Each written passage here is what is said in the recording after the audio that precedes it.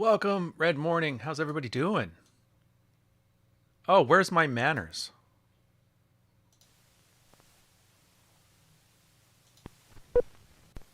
'79T 2458 Learning Corp. Little Red Riding Hood. Take one.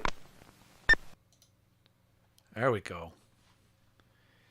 Get that nice morning aesthetic in there before we get started. I probably should add that a tune nice to this. I morning know Rollo always does like heavy metal and aesthetic in there dun. before we get started. What did I Probably think? should add a That tune nice to this. I morning. know just put a shivering dog in the front. He's not even cold. It's just what he does. It's just what he does. But that's what guys do. We shiver. We're terrified of our own shadows. Shadow is whamming. Just kidding. Red Morning. If you guys are new to the channel, don't forget to like, subscribe. You know the deal on that. Also, this is Red Pill, right? Like everybody knows, like, oh yeah, I saw the Tates do this and I saw Fresh do this, and you guys see the marketing side of it, but not a lot of guys are talking about, discussing, or doing, or even aware of what the Red Pill actually is. So regulars to the channel already know this spiel, but whatever. It started back in the 2000s, about 2008, with a guy, Keone Galt, Hawaiian Libertarian. Started his first post where the pickup guys kind of moved off from pickup, and they got into a fight with the MRAs, or the men's rights advocates, and the MGTOWs, the men going their own way, and realized that game is Red Pill, and then it kind of encompassed not just picking girls up, but like the entirety of male sexual strategy, right? So from there, everything kind of moved on from there. Rollo moved out of his So Suave forums. They started getting into Evo Psych, and it branched off from there. Like, for a lot of people, they just had their own blogs, but a lot of people didn't want to write blogs, so subreddits were created for those who maybe only had like one thing to contribute, and it kind of consolidated things. Solos, the married guy, was like, you know what, just nexting a girl isn't the best strategy when I got a wife and kids in a house, so let's try, start with something, all the stuff in between. And that's kind of where we ended up here. So you guys don't see any of this.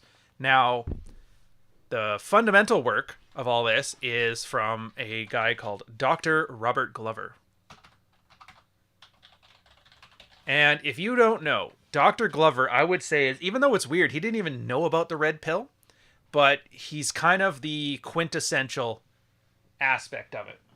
Not the guy, pretty slicked on, pretty switched on. We're both Omega Seamaster fans for the watches, so it's pretty cool. Anyways, he, over his 20 years of medical psychiatric practice, noticed that guys had a bunch of very common issues, called them nice guy behaviors. And so his book kind of dealt with them. And then what a lot of relationship and single guys had noticed was that a lot of those nice guys behaviors that was built from, various parenting strategies. And this is not that episode, so go back to the previous ones if you want to see that. And put it all together in a book saying, look, in my last 20 years of dealing with guys psychologically, these are the problems that they've all had. And it's great because as a guy, you read through that and then you're learning from the cardinal rule of relationships, which is be attractive and don't be unattractive. Now, everybody loves to talk about being attractive. That's your Lambos. That's your gym. That's your diet. That's your alpha male nonsense. And it's great because it's easy and it feels good. All you have to do is show somebody an aspirational model of a six-pack with abs and 6 feet tall and a six-figure salary, and all of a sudden, guys are getting wet for their gurus, and you're like, oh, that's great.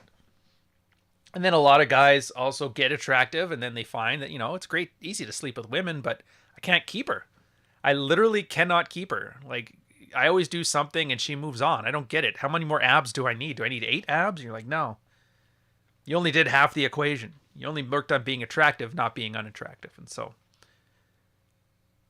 that's how we're getting to here. So the nice guy stuff is the pretty much the baseline. If you haven't gotten that stuff done, you're not red pilled in any way, shape, or form. The second thing, and this involves, intergender communication, is the covert contract. The covert contract, simply put, and it's going to be a theme throughout this entire thing, is if I do X, then you're going to do Y, and it'll solve all of our problems, and we're going to have a problem-free life. Oh, and we're not going to talk about this. You should just know. Like, you should just get it. Remember that? We're talking about women just want a guy who gets it. And then how I always say that men are being raised as defective women. Well, yeah, for some reason we think that we want a girl to just get it. But they're not guys, they're girls. They don't just get it. And so this creates a cycle of resentment where, you know, if I work out, then she'll start sleeping with me more and we won't have a dead bedroom, we'll have a problem-free life. Now, the girl, either subconsciously, you know, because she doesn't really know what she's doing, she just follows her emotions, or consciously, oh, I bet she's trying to manipulate me or some crap. They basically nuke these covert contracts. They don't play ball. Or it's just a case of the guy makes a weird one that, like, how's anybody supposed to know your specific fetish, you know? And once that's all said and done, the girl nukes the covert contract, willingly or unwillingly, and the guy gets resentful because she did that to spite me. Gets angry. And remember this, I've told you this before on other podcasts. Anger is a social emotion. It's like the male emotion, but it's a social emotion. I think it's, if I'm not mistaken, it's the only social emotion. So what's a social emotion? Well, it has two parts to it. It has a pain aspect, and it has a grievance aspect. So if you drop a hammer onto your foot, you're going to get hurt, but you're not angry. But if your wife drops it on your foot on purpose, then you're angry. And so this is what happens. You guys build up these covert contracts. You expect the wife to fulfill her end. She doesn't fulfill her end. You get angry about it. And then as you get angry about it, that comes out in all of your other behaviors. You start getting, you know, bitchy and, you know, despondent, or pick any unattractive adjective you want. And it's not even natural male behavior. That's the crazy part, is that because we've been raised by women for so long, the only behaviors we exhibit then are bitchy feminine behaviors, which again, if you're talking about an attraction thing, not very good. All the six-pack abs in the world can't stop you from being a puss. So, let me see the time. Actually, that's about right. I usually wait 8 minutes to plunge my coffee, but today we're doing 7 minutes and 20 seconds because it's my podcast. I'll do what I want. New merch is on the way by the end of the month, by the way. If you don't know, Minecraft server on the second channel, we have a build contest going on. Guys are in there working on it as we speak. They got an MLD John memorial on there, which is awesome. I have the John Anthony memorial for, you know, shits and giggles. But the store still does have the mugs. If you ever want your don't eat paint, good for men, bad for education mug, it's in there. Oh, that's good. Thank God. Okay. So now that you guys have caught in the introduction of it, enjoy yourselves. We're going to do a little bit of Bantz and then move on. I'm calling it Bantz because why not? Anyways, let's see who's in the chat. Let's see what's going on. Look at this.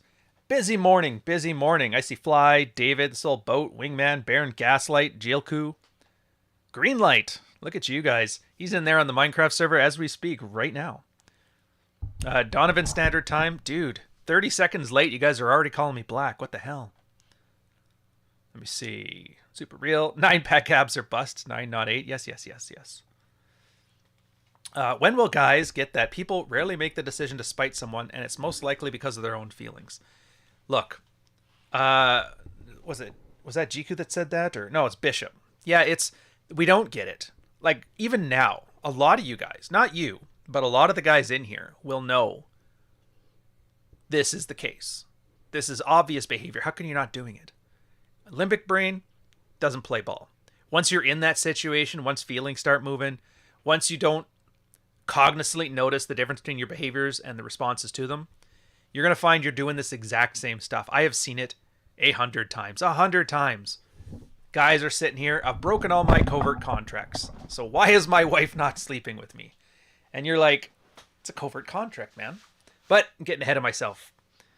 That's going to be the next section. You're going to love that. I'm just calling it examples. New here, just want to say thanks for what you do, Ryan. JR, thank you. Appreciate the thanks. But I always give this to everybody. If, one sec. I wasn't expecting it. So I have to pull it up here. Here is an article for you that I think is going to help with the gratitude. Your gratitude is bullshit. You know? So I like Wine More Please. He's like a prolific guy. He's been around longer than me. He knows what he's doing. Switched on guy. And it's something for you guys to give a read when you decide to like give your thanks to whatever guru, me included. And it's just, the gratitude isn't for me, it's for you. And I like how he puts it. It's very succinct. So I get it. The manosphere is full of guys whose advice is life-changing. You get involved and the whole world changes, usually for the better. You feel grateful and you want to express it, make it about them. Go buy Ryan's book, send a few bucks in YouTube, promote Jack's course. Do something so that the gratitude is for the person and not for yourself. Add value. So yeah, it'll be an interesting thing.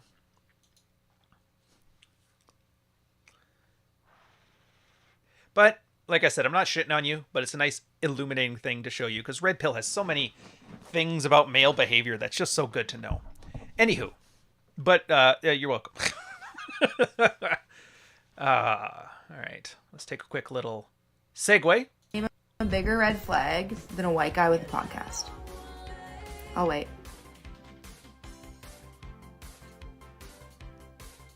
I am not impressed. I will have you know, I'm like 80% white. The podcast is goddamn good, and I don't want you anyway. You got random Iroquois art and not art on your walls. You're not my type, sir.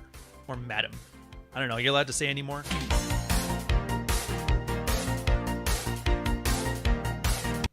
I never did find out if you're allowed to say that or not. I'm just kind of winging it at this point. If banned from terms of service, rest in peace. Okay, examples of covert contracts. Actually, this is good.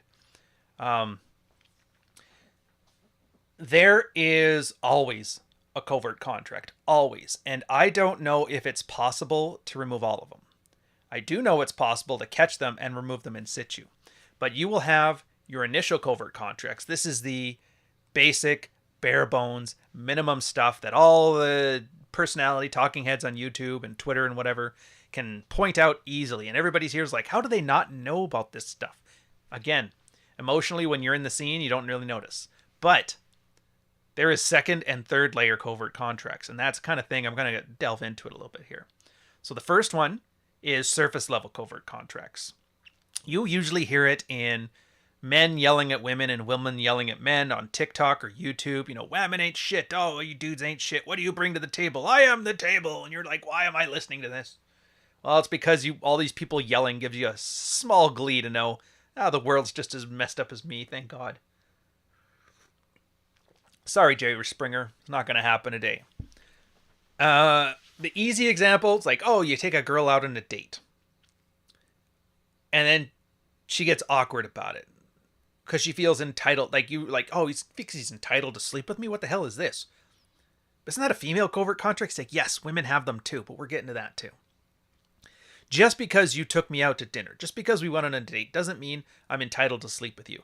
That's a girl busting open the covert contract. Now, it's funny because most guys you talk to will say, I wasn't thinking that. I just wanted to spend time with you and see what happened from there, right? I would never do that. Here's the thing, though. Girls, women may be stupid, but women have more experience than you ever will, especially when it comes to the sexual marketplace. They are grabbing body counts from let's be generous and say the age 16 on. Although, I will say, as a kid, it kind of messed me up. When I first went into high school, grade 8, and this one chick I used to play Super Nintendo with had a baby during the summer. I was like, when the heck did this happen? So yeah. It can go younger. I'm not saying I don't condone it. I think it's kind of messed up, but it was there, and I did see it. Where am I going with this? I kept thinking about the teenage pregnancy, not throwing me off. Oh, yes. Covert contracts. Yes. So there are guys who think about, I took you on a date, we're entitled to this, I mean, even in the 80s, there was a catchphrase for it. It's like gas, grass, or ass. If you want to ride in some guy's car. Grass, gas, or ass. Anybody remember that? Anybody here old enough to remember that? Marty might be. So there are a segment of guys who feel entitled just for going on a date. Hey, if we go on a date, I spend this money on you, then we're going to make out and you're going to suck me off and I'm going to go on a fuck fest and whatever. That's obvious. Most guys don't do that stuff, but you have to deal with it because girls have had to deal with it at least once or twice in their life, so they always throw it at you as what we refer to as a shit test. Passing the shit test is great. First thing you do is don't argue with it. Don't argue with it, because when you argue with it, you make it real.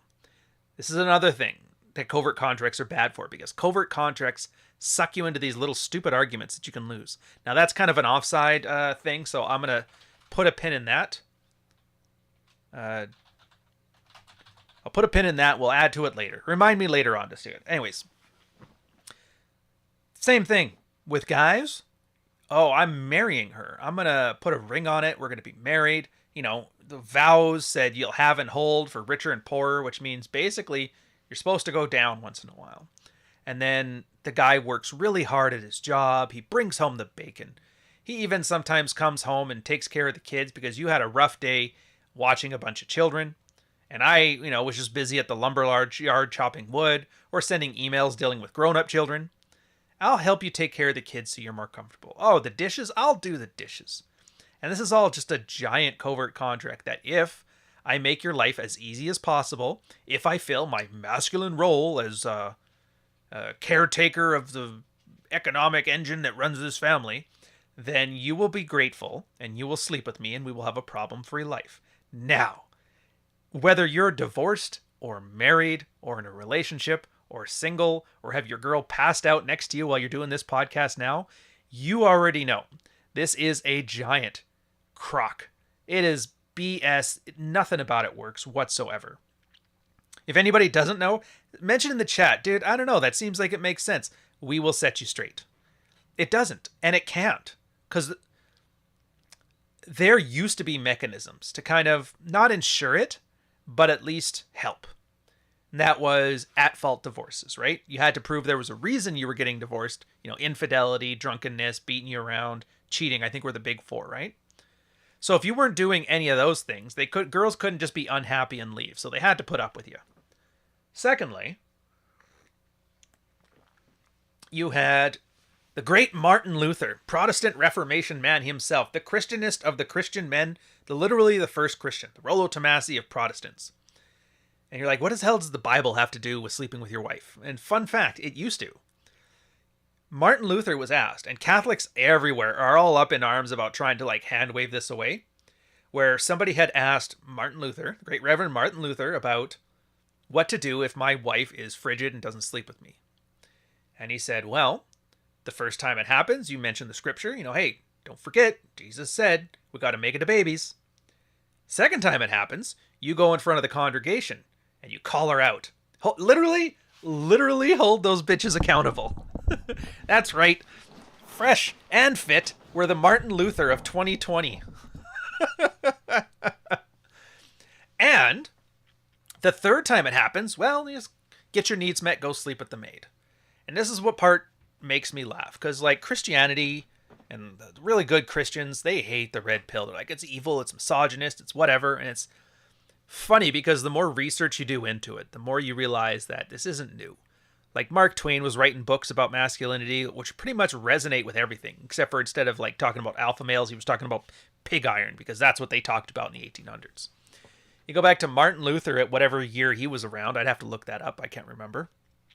And he was even saying, your wife doesn't have sole custody of your libido, she just gets first crack. Actually, he was more generous, because he was like, you know what? 3 strikes and you're out. Much better than 1 strike. But that's the thing with Christianity. The atheisms and 2000s in me remembers that modern Christianity loves to pick and choose. It's like a la carte Christianity. Well, we can work on Saturday and Sunday. That's not a big deal. But and it's funny because the things you choose and then the things you choose to ignore always seem to align with a certain worldview. And you already know where I'm going with this one. It tends to be female-centric. It's like whatever helps the women. So yeah, the marriage vows are sacred. Thou shalt not cheat and all that shit like that. Don't covet your wife. Everybody's like, yeah, that sounds great. That sounds great. But the one where it's like, either your wife puts out or you call her out and do the mate. They're like, no. That's not very good. That's not very good. Working hard on Sunday and Saturday. Well, that's the Old Testament. The New Testament's good stuff. But then anything comes to worshiping the female form, it's great. And it culminates in why so many guys are leaving the church right now, basically because they're sitting there on Father's Day being told you're an asshole. And then on Mother's Day, they're telling you you're not worshiping your soccer mom well enough. And you're like, Jesus. Tying it back to covert contracts, a lot of guys have this image in their head. I had an old article on it where it's people were looking at vetting for your wife. And one of the big things that people are always looking for is I want her to be the same denomination as me. If we're Protestant, she has to be Protestant. Catholic, Jewish, whatever. And it's always the idea that if she believes in the same zombie carpenter as I do, zombie Jewish carpenter that I do, then we're going to have a great marriage and a problem-free life. Like, she knows the rules. Now, when she doesn't do her part in the rules, guys get pretty angry. And the church, being how the church is right now, they decide that we're going to take her side on it, not yours. That's why, there's actually examples, and I don't want to give them out because they're bigger brands that you already know. And they had great Christian marriages, and it was going perfectly. And then she pulled some thottery because Jesus can't hold back the thottery. They got separated and divorced. Her idea, by the way, the guy looked like he was almost willing to put up with it. Either put up with it or put up with it till the kids moved out, or forgive and move on because, turn the other cheek works great. Works great. That's why chicks love that one. Yeah, if I mess you up, just give me another round. Give me a round on the left side for a little bit. So these covert contracts don't work and guys get angry. And then guys respond to anger in one of two ways. One, when I said before, anger is a social emotion, that means as a guy, you getting angry sends a clear, unambiguous signal to people around you. What you're doing is not on, and you're going to fix it, or I'm going to get violent. Whether or not you do, that's the signal. Of course, we're in the kind of society right now that's built that a guy can't just walk into a church, cold cock his wife, and walk out strut. You're going to get arrested. So yeah, this is where the married red-pilled idea of violence is the biggest loss of frame a guy can have. It shows that you've lost the ability to use any of your tools and you have nothing else to you. And it's only downside, it's no upside. So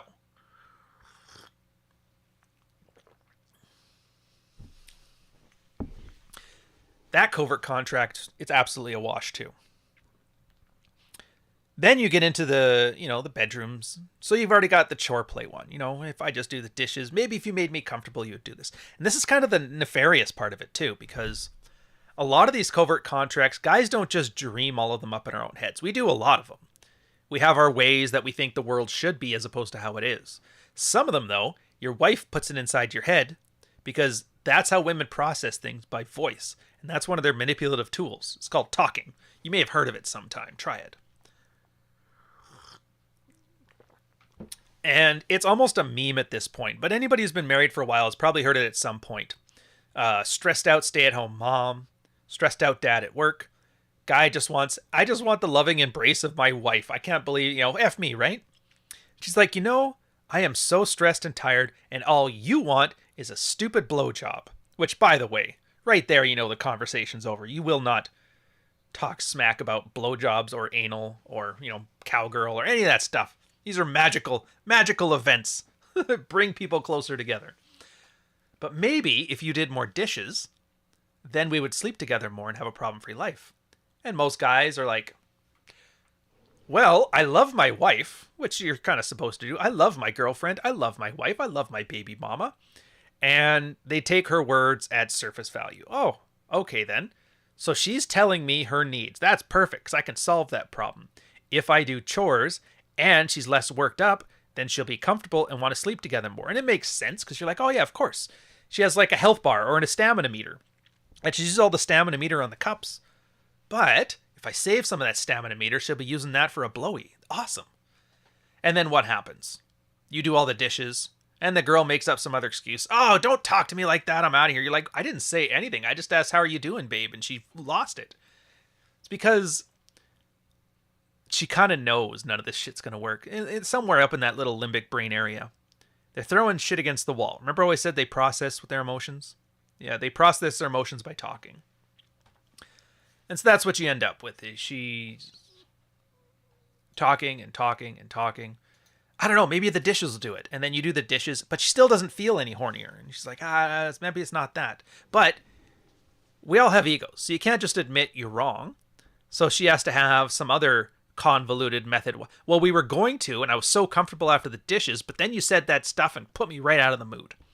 And for a guy, it almost looks like, why is there the 7 tasks of Heracles just to sleep with this 40-year-old mother of 2? And you just got to realize they're not tasks. They're not things to overcome. They're excuses and roadblocks being thrown in the way. And all these covert contracts.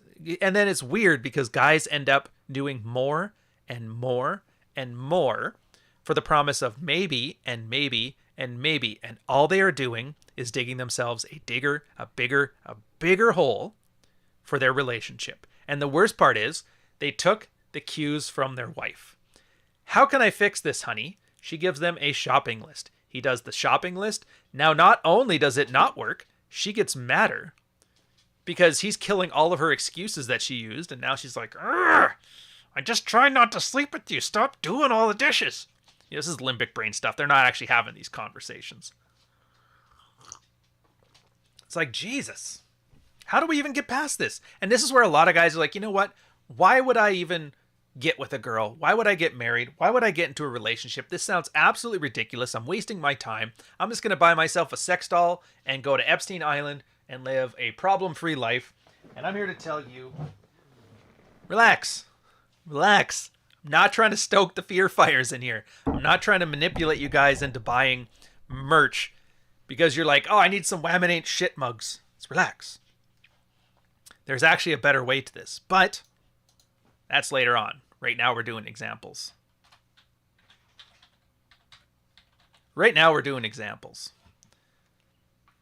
So those are early examples and they happen. Now here's the thing. You go sitting on the toilet one day, realizing my wife hasn't touched me lovingly in like 6 months. I've done all the dishes. I work 16 hours a day. I bring home the bacon. She sits there fingering her phone and not raising the kids. What is wrong? And out of a moment of pure desperation, they literally just type a bunch of crap into their phone like, well, I want my wife, blah, blah, blah. How fucking hard is it, Susan? And they end up in an article from like the Married Red Pill. They always do. And there's always like a few where some guy essentially wrote out a long victim puke saying the same thing. Like, oh, Jesus Christ, this is fucking ridiculous. They'll end up on my Patreon. They'll end up on the YouTube thing or whatever. And then they find, oh, wow, so there's this roadmap and other guys have done this before. Or they were in the Dead Bedroom subreddit where it's a bunch of guys commiserating and then somebody is there gave some red-pilled advice. He gets banned, but the guys are like, actually, that's not half bad. They go down their rabbit hole. They find all this stuff. They get to work and they find, oh, wow, okay, so first thing I got to do, I got to get through Glover's No More Mr. Nice Guy. And then I got to get through Manuel Smith's When I Say No, I Feel Guilty. And then I get through Rollo Tomasi's Rational Mail. And then they work on their nice guy behaviors and put that aside whether they get there or not. Just know that it's being addressed. Then they get to the covert contract part and they realize, oh, okay, so the chore play was bad. The idea of just because she's my wife doesn't mean I'm entitled to anything. You know, these date nights, just because I'm going on a date with my wife that she begged me to go on because we don't ever go out anymore, doesn't mean I'm getting play after that. Okay, so why am I doing these things? And then you have to ask yourself that question. Why am I doing these things? I'm going to make this its own header because I think it's that important. Why am I doing these things? I don't know. Do you know? Well, I was doing it because that's what husbands and wives do. And it's a covert contract. You didn't word it that way in your head, but you thought about it that way.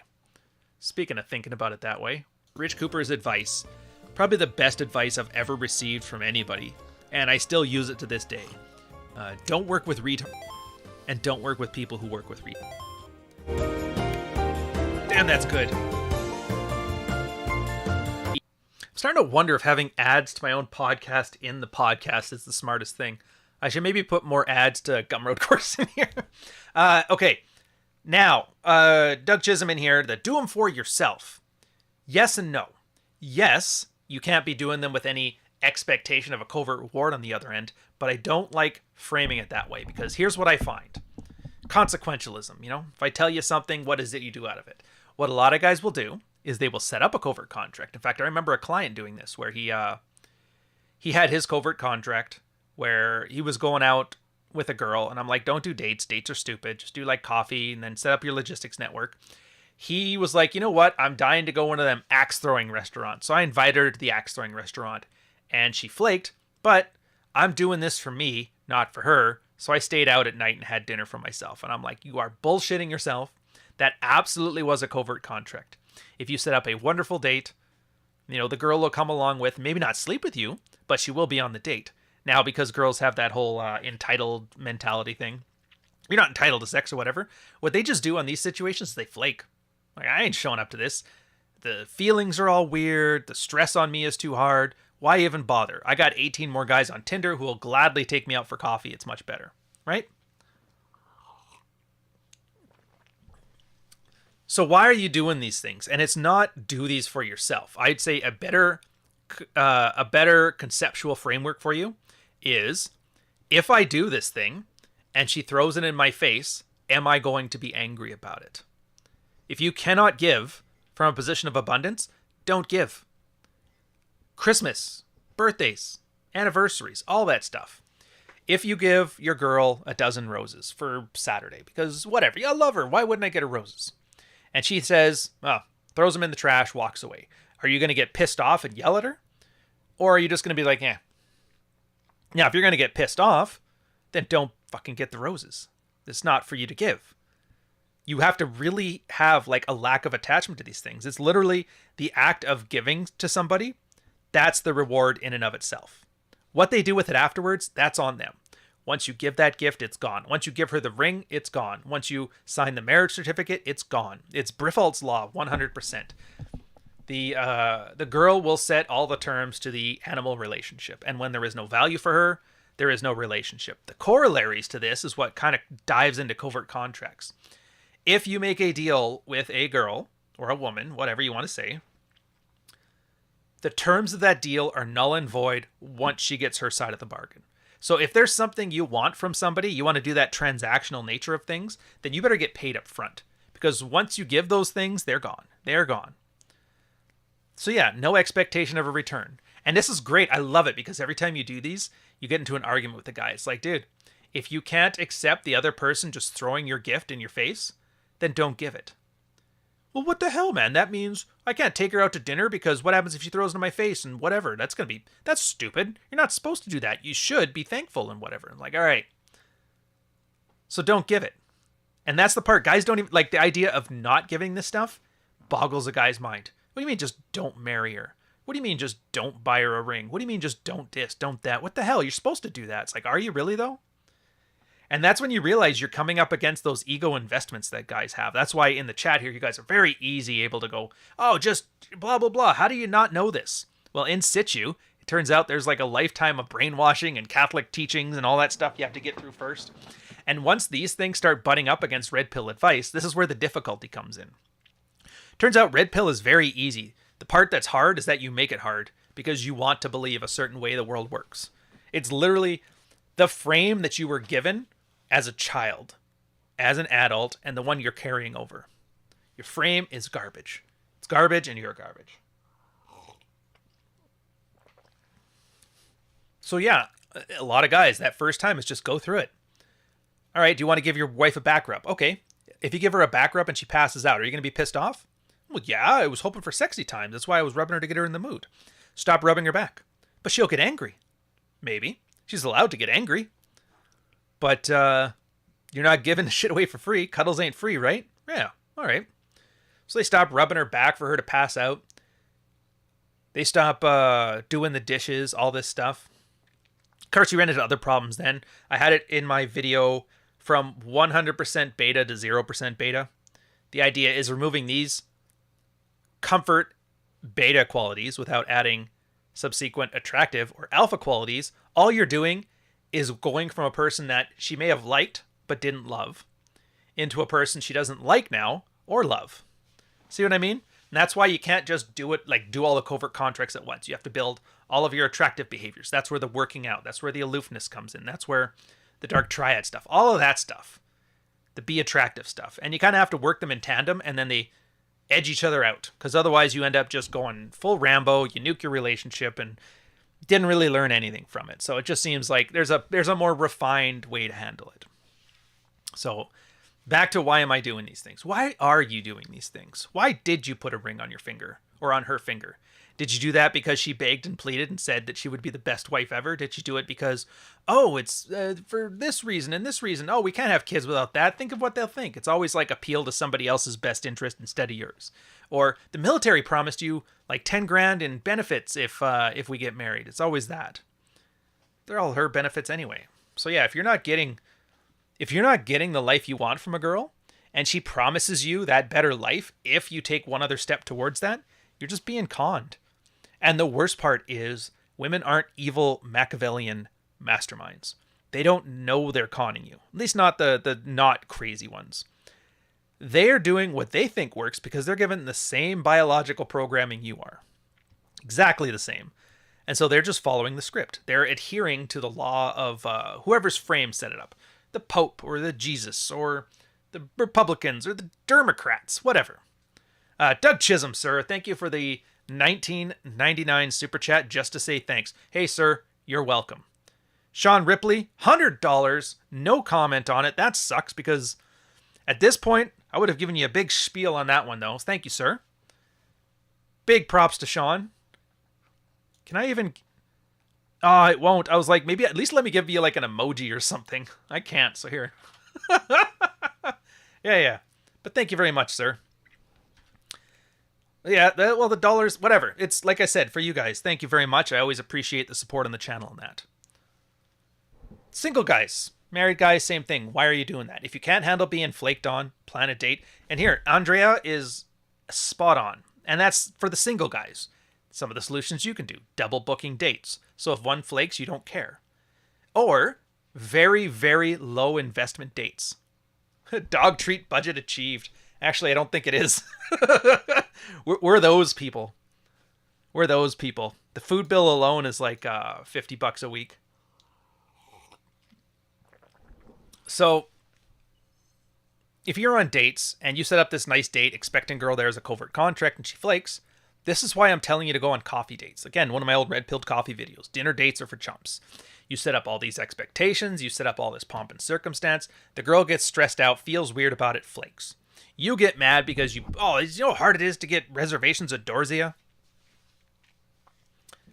Yeah, it's kind of cute. Men schedule 2 dates just in case. And here's the funny thing, too. It's not a just in case thing. It's a peace of mind thing.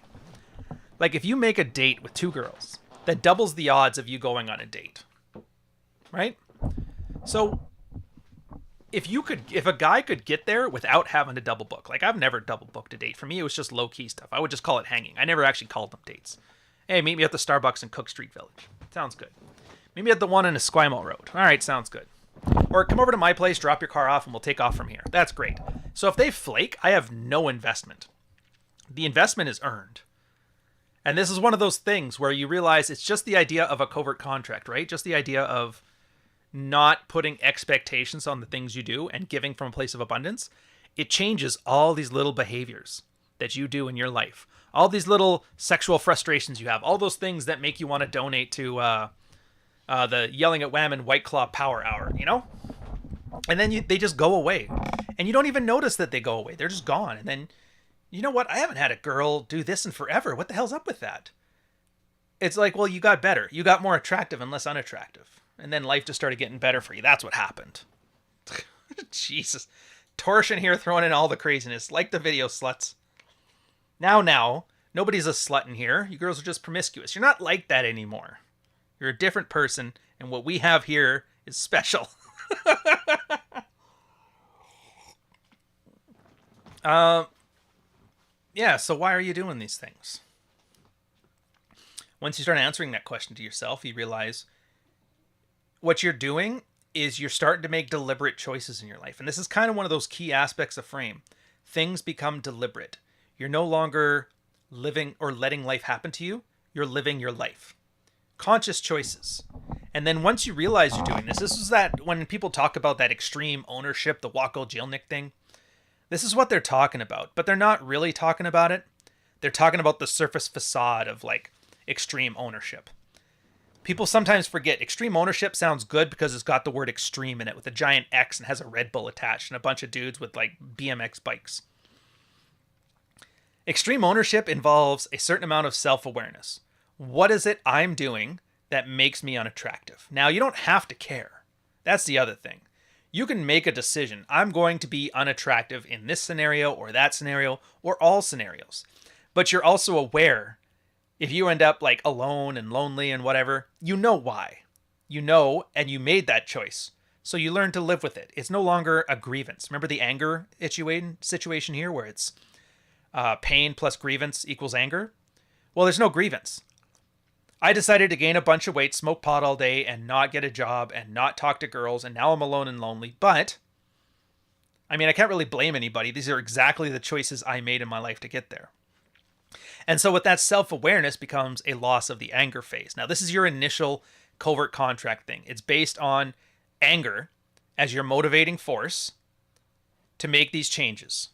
The self-awareness is starting to drip in. But that's the thing. The very process of shedding your covert contracts then becomes a covert contract. This is your second level. Do another timestamp for this one. Second level covert contracts. Single moms. A horrible position that's not my problem. That's actually nice. I typed the things while that's going in. So what the hell's a second level covert contract? Well, the covert contract is actually a covert contract. Let's go back to a relationship. Well, we're in the marriage. All right, I'm going to stop being unattractive. I'm going to be attractive. And I'm going to shed these covert contracts. Now, you don't think about it all the way through, but a lot of guys have. And if I do that, she will stop being a frigid harpy bitch and we'll have a great sex life. And then it doesn't happen. And oh boy, guys, the anger manifests differently on these second order covert contracts because the guy's not angry, he's more confused. And that's when you realized he hasn't actually learned anything yet. He's just been LARPing. He's still, what do they call it? Purple pill. Take his red-pilled knowledge and blue-pilled goals. You know the thing, right? I don't get it, guys. And then you realize all he did was replace Jesus or his wife or whatever he was treating as the authority beforehand, and he put that onto a bunch of random dudes on the internet with like flares or YouTube channels, and now they're the moral authority. And I'm like, dude, we are a bunch of random anonymous asses on the internet. You have no business putting any of us on a pedestal. I don't care how much you like Bugattis and aviator shades and bald dudes with beards ranting at women. Tate and Fresh and Fit and me and Rich and Rolo and John and Troy. None of us are your goddamn hero. None of us are Michael Jordan. You don't want a poster of any of us on your wall. In fact, right now on the Minecraft server on the build there, Dave had the wonderful idea of putting a giant MLD John poster right as you enter the staging area, just to drive that point home. And it's the funniest inside joke I've ever seen. Yeah. All right, let's go second cup on this. Confirmation it's black. You don't see me bringing any cream in the room, do you? I didn't think so. So guys, then you realize that's your covert contract. Okay, Mr. Online Guru, if I listen to your ramblings and I follow your advice and I buy your book and I buy your merch and I do the workouts that you said to do and I do this, then my wife will turn everything around and I'll have a problem-free life. And it's like, no. That's not it either. So there's your second order one. Second order covert contracts. And then you kind of learn from this. Okay, so this is just some random dude. Like, I'm just some random dude. Why would you listen to me? Like, if I'm telling you things and you don't do them, I'm not going to get mad about it. If you do some things that I didn't tell you to do, I'm not going to get mad about it. Are you going to get mad about it? No. And then you realize this is just a toolbox. Some of these things I say are applicable to you and they're useful, and I'm sure most of them are. But I'm one of the few guys that actually treats this like a job and takes it serious, and I don't like to pander to you guys. RS, thank you, sir, for the $5 and 1 cent super chat. Thank God. At the gym, working to be more attractive and lower blue pilled. Well, sir, first off, the 1 cent at the end there, thank you very much. This is truly, I know everybody, I just put a thing saying your gratitude ain't worth shit or whatever, but in that case, you have my undying gratitude, heartfelt gratitude. Yeah, and then you just got to realize it's just stuff. If, then else. If you have a problem in this specific area, and you've applied things based on the advice or the tips or the whatever that you've gotten from this guy, then that's great. But I didn't do it. You did it. At best, I provided advice, or John provided advice, or Rollo, or any of the guys provided advice, but you have no idea if any of them are right. So you have to find out for yourself which ones you trust, which ones you listen to, which ones you don't listen to. You have to put in a lot of work to do a lot of things, to make a lot of mistakes, to end up in a position where you can look at somebody telling you something that you can do to fix your certain problem that you're having right now and think to yourself, this makes no sense because all these similar things, I've done a completely different approach that's worked. Why all of a sudden do I have to do a 180 and flip it around? Now, maybe you do, but you know that? Are you sure about that? The guy who's advising you, did he give you a compelling reason or some compelling evidence or some experiences or an anecdote even as to how it worked? Or is he just preaching like it's 1984 and you got the talking heads on the screen talking about, you know, Southeast Asia or whatever was always the enemy or whatever? I don't know. Trust your instincts. Better yet, don't trust your instincts. It's a little bit of a digression, but I always love this one. It's a tweet I put out yesterday. I put it out on occasion. It's a point I make where a lot of guys, when they do the self-improvement thing, and I was like, look, Tate's huge right now. Peterson was huge for like 5 years. Has the needle moved on positive male identity and male sexual strategy? Has it moved one bit since they've been telling you to clean your room, stop being poor? I don't know. What does Tate rant about? Whatever. All that shit. Has it? Or has it just given a lightning rod of focus to men yelling at women online and women yelling at men? Where before it was just random, bitches ain't shit. Now it's like, clean your room, you incel. And he's like, dude, you got to start saving the West. Or from the Tate one, you got to stop being poor, you stupid bro. And she's like, oh, you're a misogynist for Tate. And he's like, you just don't understand. Is that really helpful? No, but it feels great. It's like, oh, the people that don't sleep with me are really angry. And that's good. The people that I don't like are angry at this guy. Therefore, he's my friend. And like, nobody's your friend.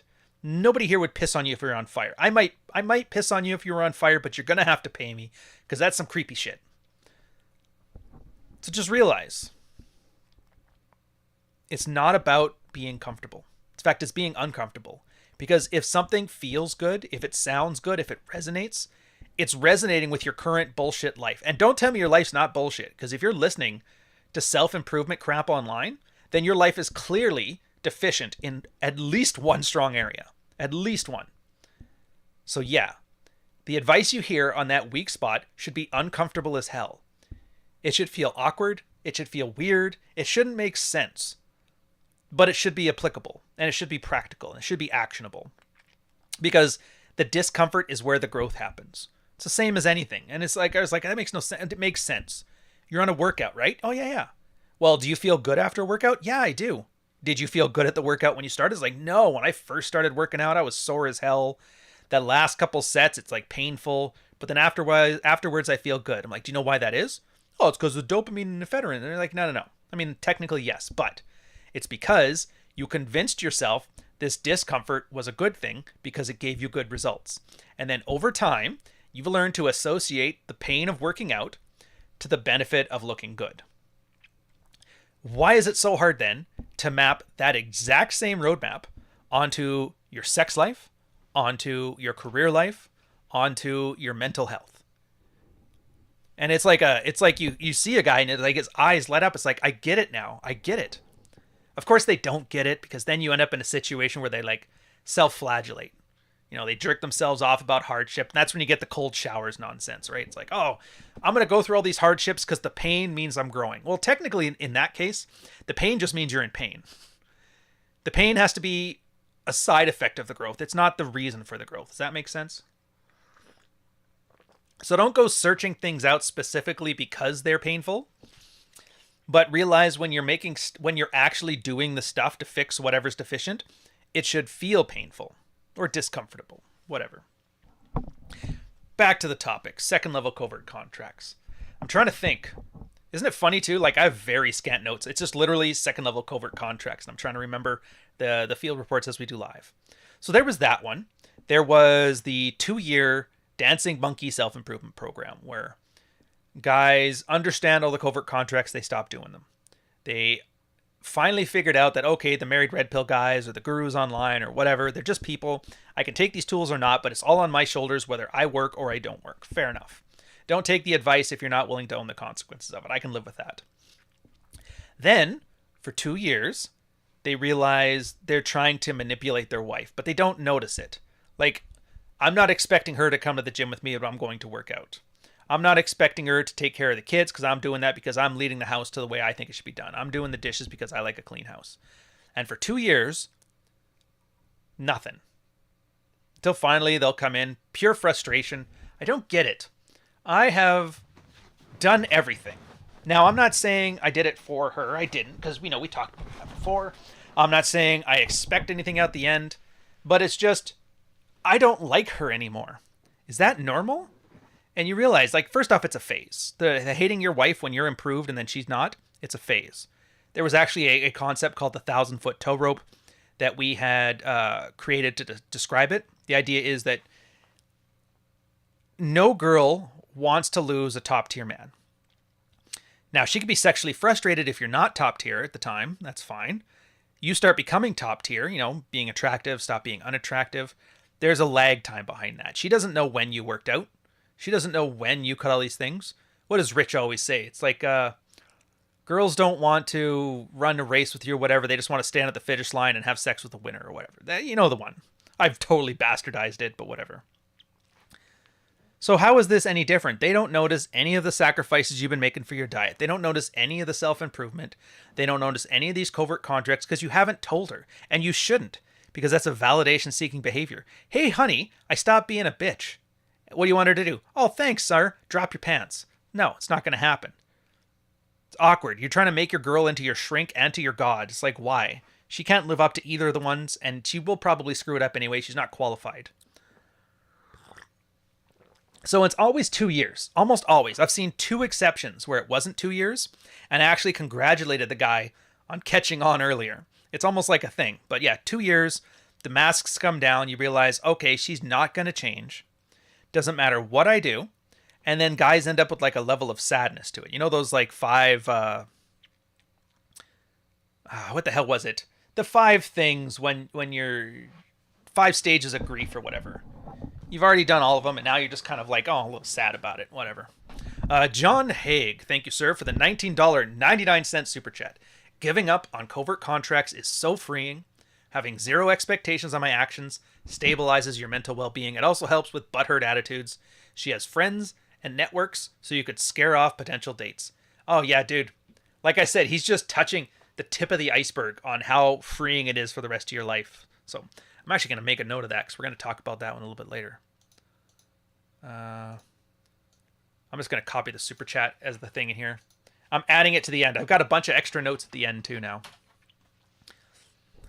And then they kind of just get to that acceptance stage. It's 2-year mark. The 2-year Married Red Pill Dancing Monkey Improvement Program. And then they realize, okay, so I've done all I can.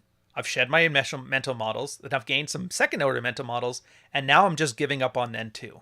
And the reason these ones are so much harder, like all these second-order covert contracts we've been talking about, is because once you shed them, that means you have to make some hard decisions.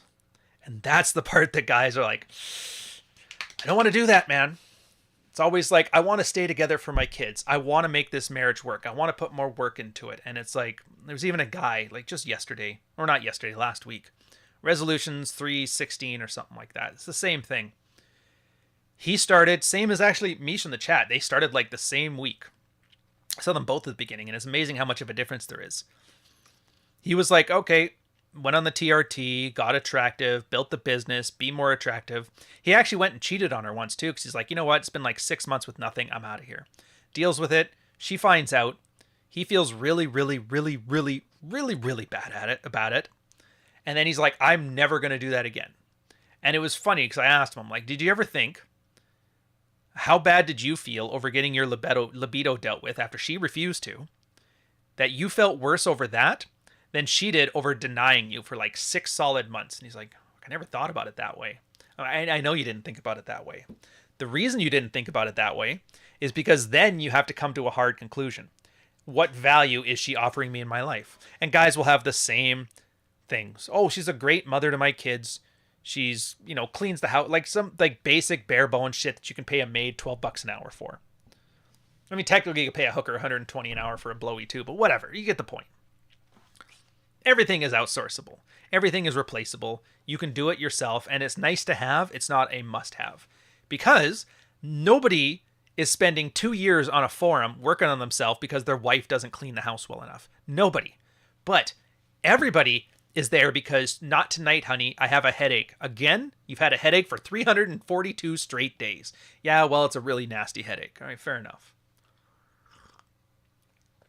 So those second order contracts eventually go when the guy realizes he has to make some hard decisions. He finally understands he is his own mental point of origin. And it's both a freeing and a villainous thing to do to a guy. Some guys actually get kind of mad. It's like, well, that sucks. I mean, it's nice that I'm in control of my life now, but it's not nice in that, like, you lose certain things. A lot of guys, like, I can't watch movies anymore, or my friends are all weird now, and I'm totally past it. Dark Knight Dev, US $5 super chat. What's the Martin Luther thing you're always talking about? I've put it in before. Here, I'll pull it up again. Martin Luther, sleep with the maid.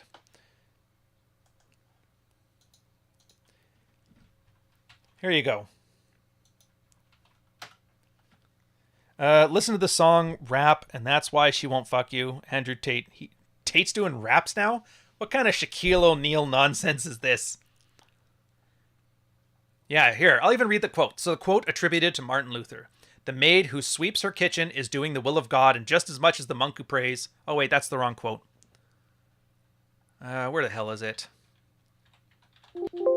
Oh, you know what? I gave you the wrong one. That's the one on stewardship. Ignore that article. It's this one. There it is. Biblical gender roles, Martin Luther on divorce for sexual denial. There's the one.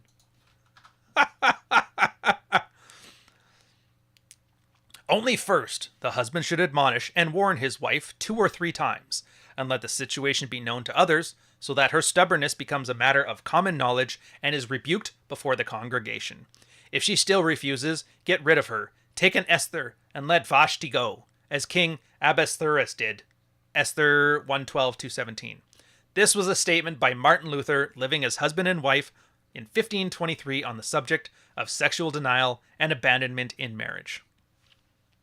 Now, I'm going to say don't read the rest of the article because the rest of it is just them, like, hand-waving it away. But that's essentially it. Dude, if you don't fuck me, I'm going to tell you once. I'm going to tell you twice. I'm going to tell everybody. And then, I'm out. I'm going to sleep with the Esther. Sleep with the maid. So there you go. It's a good start. There's tons of things on it. You can actually find it everywhere. Although most of the places you find it are going to be people explaining why it doesn't count anymore. And I just laugh. It's like, dude, you needed 5 times the amount of words Martin Luther did just to say why his stuff made no sense. It's like, I don't know what the hell. Where did I leave off on this one? Where's my... Oh, right, the second order. So we're finishing off the second order covert contracts.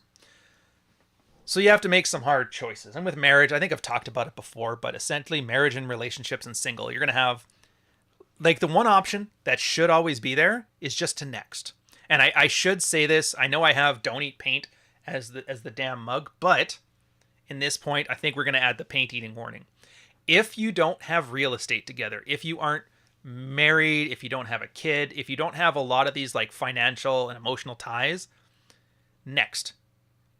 Like you're not betrothed to a 9-month girlfriend, right? Just walk away. That's the guy's best sexual strategy for all this nonsense. Just walk away. If you can't walk away, then that's where you deal with all these covert contracts and stuff. I mean, you should deal with them anyway. But the idea is that dealing with them before you get to the next and all the fallout that incurs is your way of seeing, okay, is this marriage shit because I'm shit or because she is shit? And you don't know the answer to that. Every guy will say, oh, it's her fault. But until you go through the motions and fix your stuff, you never really know. It's always like a nagging feeling. And if it's not her and it is you, then your next relationship is going to fall into the same pitfalls anyway. We had that guy. I am Steve McQueen. Wonderful story. Guy, 6 weeks in, he's like, you know what? This bitch is hitting the curb. She belongs to the streets. And so he kicked his wife out. He got separated. He did his own thing. Found a new girlfriend. Everybody's like, dude, what the fuck are you doing? He goes, I got this. And then another couple months in, he's like, all right, It's weird. So I got together with this girl because she was nothing like my ex-wife. But I'm noticing now she's doing a lot of stuff that my ex-wife did. It's like, maybe, hear me out here. Maybe it's because the way you act elicits a certain kind of behavior from women, and it just happens to be the same crap that you were dealing with your ex. So now, a year and a half later, maybe it's time to deal with this stuff while you have that sparring partner in front of you before you just ditch and cut and run into the exact same problem with girlfriend number 3 that everybody's going to tell you not to get. To which he's got really mad, and then we're like, clearly this place isn't for you. I wish you well, sir. And then he was off on his thing. So yeah, next, if you can, if you can't, fix your stuff, but you got to practice, you got to prepare for next anyway. I think a lot of guys get weirded out by that. They're like, soon as they start going on this roadmap, you tell them like, look, you need to know what a divorce is going to cost you and what you can do to mitigate that. Go talk to a lawyer, go get your divorce stuff all set up, all that stuff, right? Oh, I don't want to do that. No, do it. But I don't want to leave her. You maybe don't. But you need to know where the floor is at, because as a guy, a lot of the fears you have in your life and your relationship are all emotional, abstract things. That's why MGTOWs are like, I ain't never getting married. She's going to have half my resources and whatever. Meanwhile, no girl's going to fuck him. No girl wants to marry him, and he doesn't have shit anyway. It's always like in the abstract. Well, I will have a bunch of resources, and I will have a wife that will take all of it. It's like, how do you even know? Well, the guy online who was an anime vampire told me. It's like, well, if you want to live your life based on a Hanna-Barbera cartoon, I wish you luck, sir, but I'd rather just stick to the real. Anywho, so your second order covert contracts. You find out where... Actually, I should probably make another section for this. We're going to do another section. Not Ryan Stone. I think he's the most important guy in the world. Ryan Stone. Give a about Ryan Stone. Me and him have gone back and forth. Blah, blah, blah. Ryan Stone does not pass the 6-foot test. He's not even a man. So I don't give a Ryan Stone. That man is providing value day in and day out for brands that for brands of people with full heads of hair. All right, so prepare for the floor, shoot for the ceiling.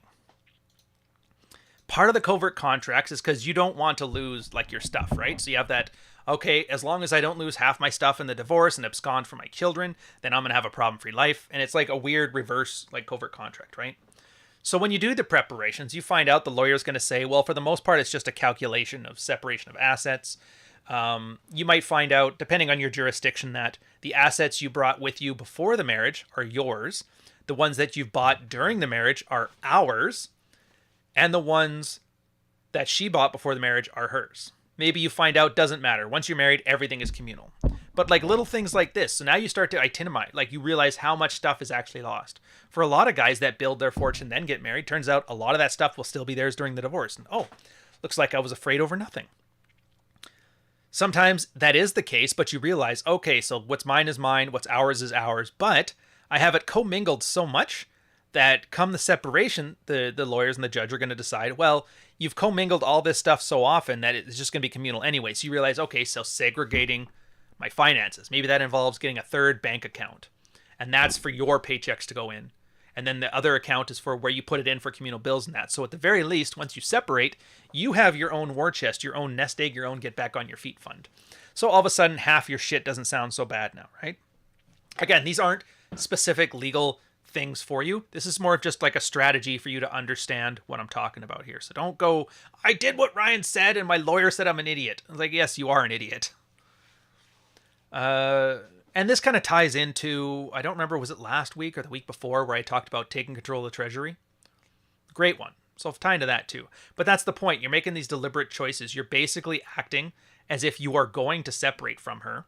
And you are looking at what the worst case scenario is. And then when you find out what the worst case scenario is, you ask yourself, A, can I live with that? And B, if I can't live with that, what can I do to make that landing a little softer?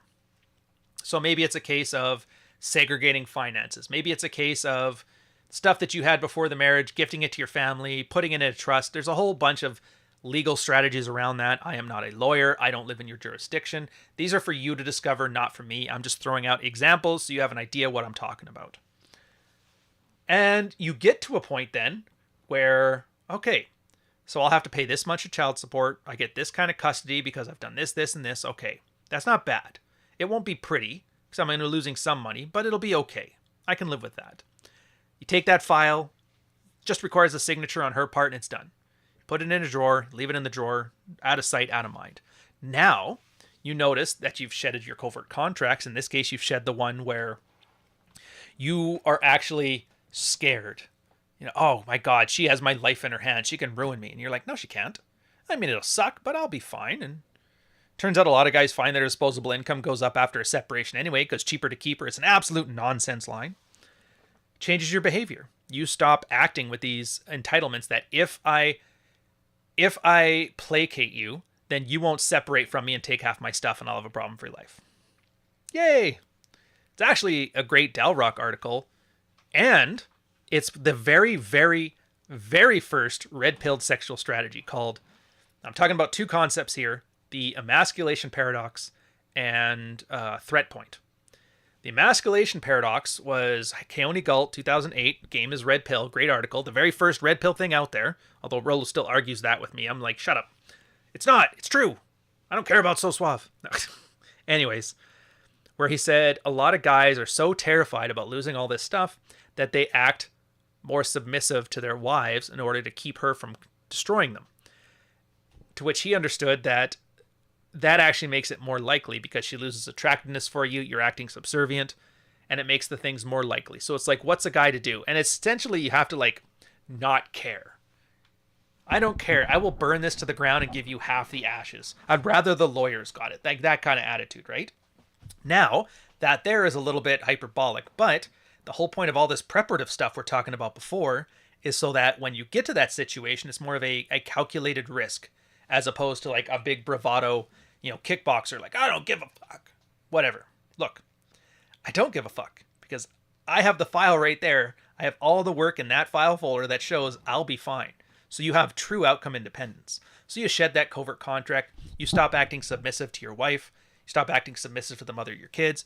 And then you start acting like, a man, the way you want to act to get the things you want. You've made a conscious choice to mitigate the risks in your life. And then whatever. You end up fearless. Fearless. It's wonderful. Wonderful. So now you're shooting for the ceiling. Now you have expectations. Look, I'm not going to be in a dead bedroom. I'm going to stay together because it'll suck for the kids if they have to take this pay cut, but that just means I'm going to go get my needs met elsewhere. And you'll be discreet about it. Like, obviously you don't want to rub her face in it because it's not a covert contract. If I cheat on her, then she'll feel bad and sleep with me and we'll have a problem-free life. Like, that's not how it works. Plus, you're also aware enough to know that it's not the cheating that bothers girls. It's the dishonesty. So just don't lie. It's none of your business. Where were you out? Were you out with that girl? I don't think talking to me about my libido, considering your past performance, is something you need to worry about.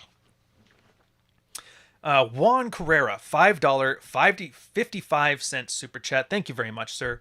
Recommendations for a man to develop a masculine frame raised by women that now feels like defective females since talking for Red Pill, asking for a friend.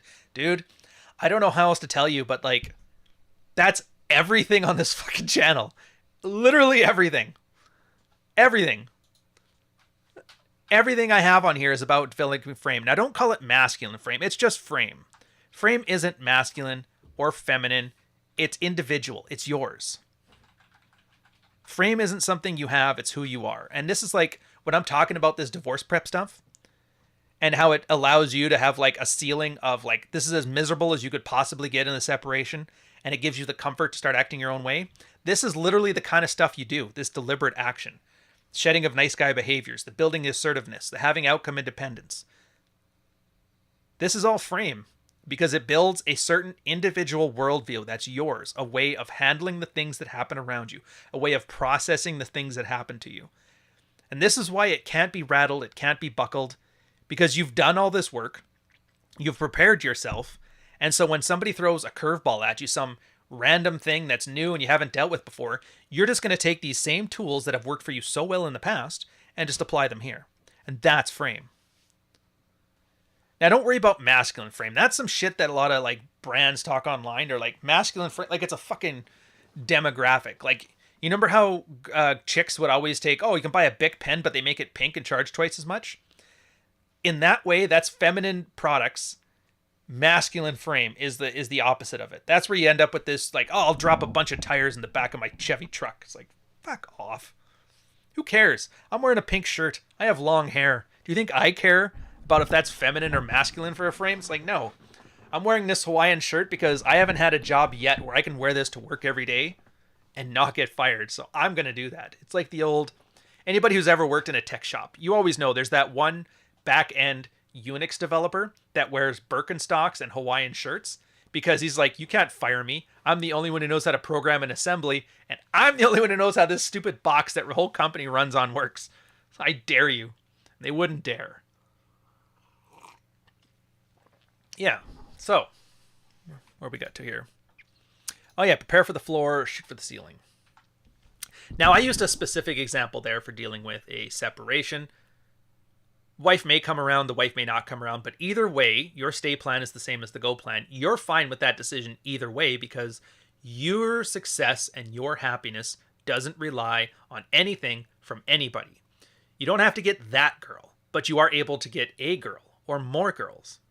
And so the girls that want to stay in your life have to have value. And this is how your frame and the lack of covert contracts help you set expectations for those around you. And not just that, it gives them the incentive to want to. You know, what's that saying? Nobody gets off a moving train. And you guys act like you have to have a Lamborghini and 6 million. Like, you don't need this shit. Here's the thing. I kind of feel bad for girls. Like, whatever. Yeah, thoughterly, blah, blah, all right, whatever.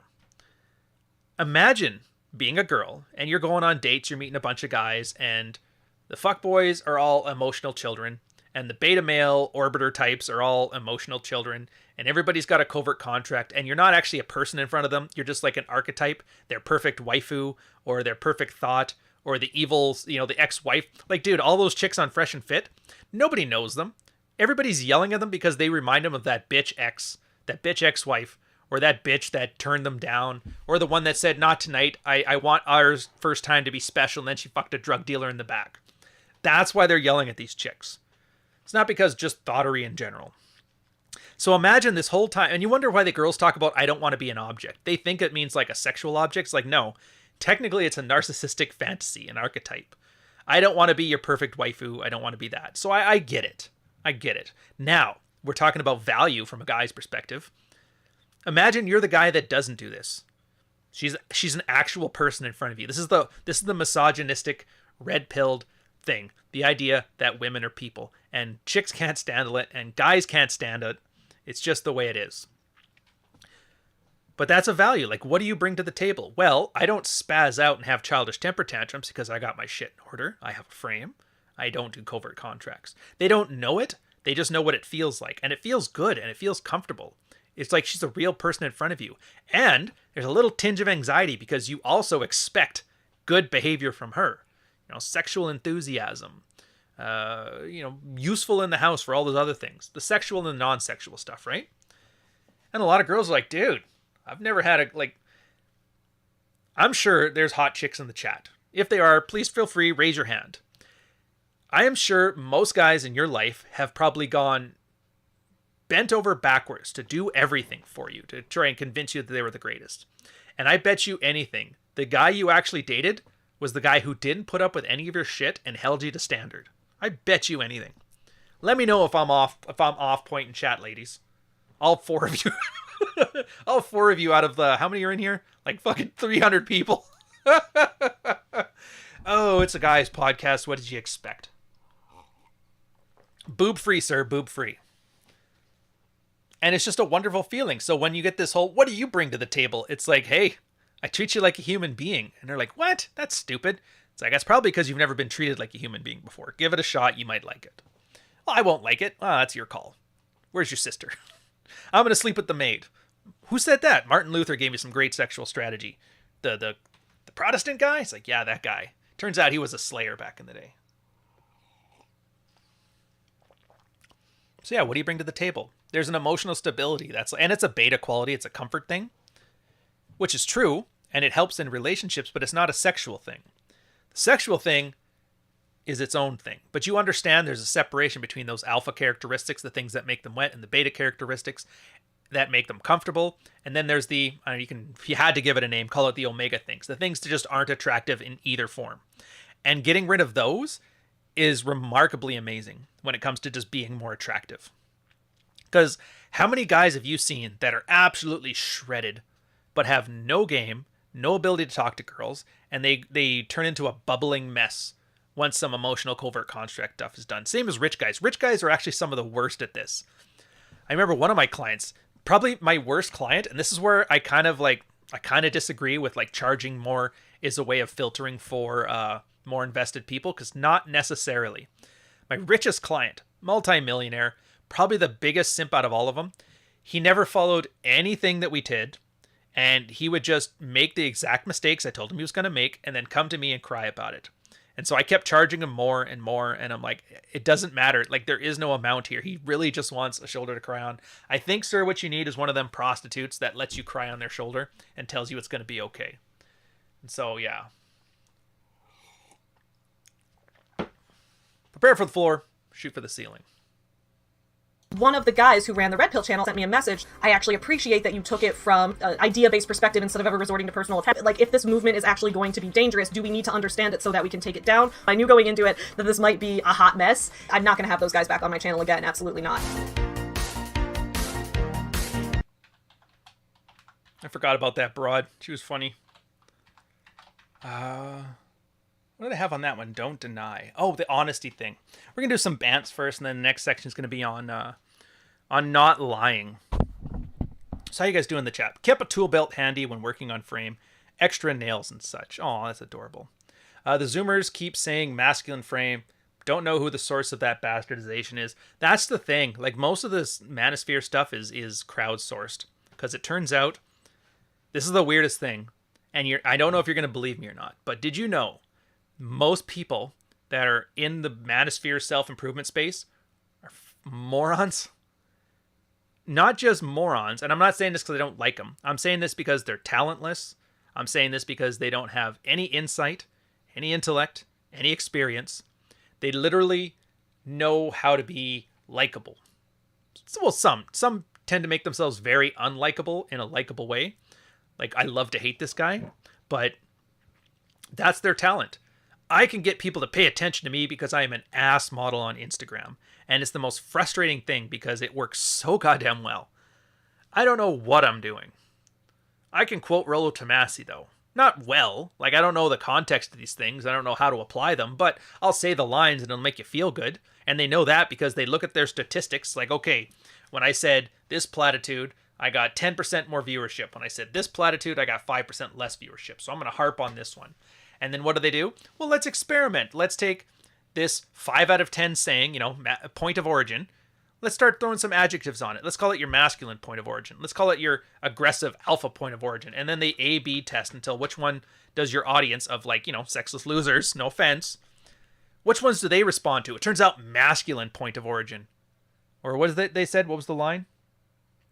I gotta read, blah, blah, blah. What did the Zoomers say?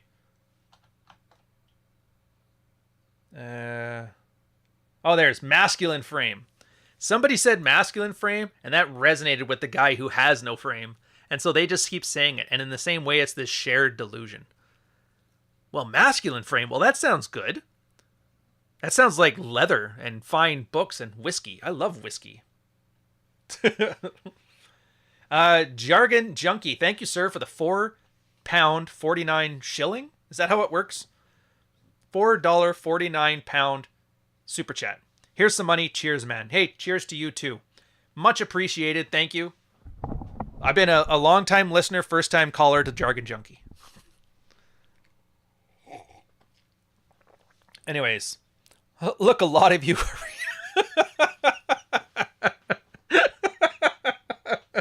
It's like the Alex Jones line, but in reverse. And yeah, Zen, I do agree. I hate the term manosphere as well when I hear it because it's not a thing. I've talked about it ad nauseum. Basically, some feminist blog writer did it as a way to shame the entirety of guys online by using the small subset of Elliot Rodgers and putting us together as a collective. So that's essentially all it was, as a hit piece. So it's like the equivalent, calling this space the manosphere is almost like rappers dropping hard R's on each other. But I agree. And I wish, that's why I tend to, if I can, I call it this space, I call it the sphere. Yeah, masculine, that sounds like me. We're building the manosphere in the SMP. Yeah, but the SMP doesn't exist. That's the point. The manosphere only exists in Minecraft, which, by the way, it's absolutely impressive. Absolutely impressive, the work these guys are putting into. And supposedly Greenlight's building his own thing, so I'm looking forward to it. Yeah, and Tuber's got the exact point, too. It's at the point where we have guys that are paraphrasing the guy who quoted Rollo. And if you guys have ever played the telephone game, every extra piece on that chain ends up with a stupider and less important version of that. And so this is where you have to just use your brain. And if it's not actionable, if it's not something that's solvable, if it's something that makes you feel a little uncomfortable when you hear it because it hits a little too close to home and it's something that doesn't resonate with your loveless sex life, then yeah, maybe that's the thing I should be listening to more. It may be wrong. There's no guarantee that just because it makes you feel awkward that it's right. But do you know that? It's actually the reason I got that was from an old thing between me and Jack Ten of Hearts. We were talking. I remember this, and I remember mentioning like the reason I love that guy, and it's not because he's right. He has a lot of stuff he says. Maybe it's right, maybe it's wrong, but it's a sober second thought. You have to think about that. Is this right? If so, why is it right? Is it wrong? Well, do I know why it's wrong, or do I just think it's wrong? Do I have experience as to why it's wrong? Guys don't ever ask themselves those questions. And so one of his 5,000 word diatribes that I have on my mids watches, when you guys are listening to those, I know you were probably thinking of those like, oh, that's the truth. That's the tablets on the mont of the red pill. It's like, not necessarily, man. You still have to use your brain. And more importantly, you have to use your arm. You have to pay attention to what's going on. Does this work? Or is this framework useful? Super chat. I don't even know what to call this part. Let's call it Bantz again. So we're switching to the not denying. Hey, do I have any more of those ads as like a spacer? Let's try that out. I think we got one. I love the way girls smell. I love how they always make sure, by and large, they shower, and they just have an amazing smell to them in general. What a coinky dink. We were just talking about bullshit artists stealing lines and being tarted. Shout out to Sad Petman in the chat. F's in the chat. The January 6 hearings are almost over. Unless I guarantee he ratted everybody out. He's working as a Fed now. There's no way that little weasel isn't a rat. You know what they say about snitches. And yeah, Nick's right. The reason the young guys don't have the experience to smell the bullshit. They don't. And that's why that heuristics, there actually is some red-pilled heuristics for this too. There's the discomfort thing I was talking about. There is put this bucket on your head. For a lot of guys, they just have to ask. There's somebody with a bucket on their head and they're telling you, you've got to put this bucket on your head. It's the most amazing thing ever. But you can't see what's in the bucket until you've officially done it. And when you have this information asymmetry, when you can't tell if you're being bullshitted with the bucket or it's a real bucket, you look at the person wearing the bucket. And it's not quite what Rich says, where he says, like, would I trade places with this guy? But it's getting to the same part. Is his life better because of the bucket in a way that you're trying to improve your life? You know, when guys talking about sex life, does he have a happy sex life with his wife? Well, if the answer is no, then I don't care. Like, are you really going to take relationship advice from Paul Elam? Probably not. If you don't know who he is, look it up. One picture will tell you everything you need to know. Do you really want to follow the advice of somebody who's like divorced or an ex-con talking about how to keep healthy relationships going? Probably not, because in his life, like, the proof is there. And this is one of those things, I don't like shitting on Jordan Peterson anymore because it's like the cool thing to do, and I like rooting for the underdog. But at this point, listening to his advice about marriage and parenting, I'm like, do you really want to? Like, did it work?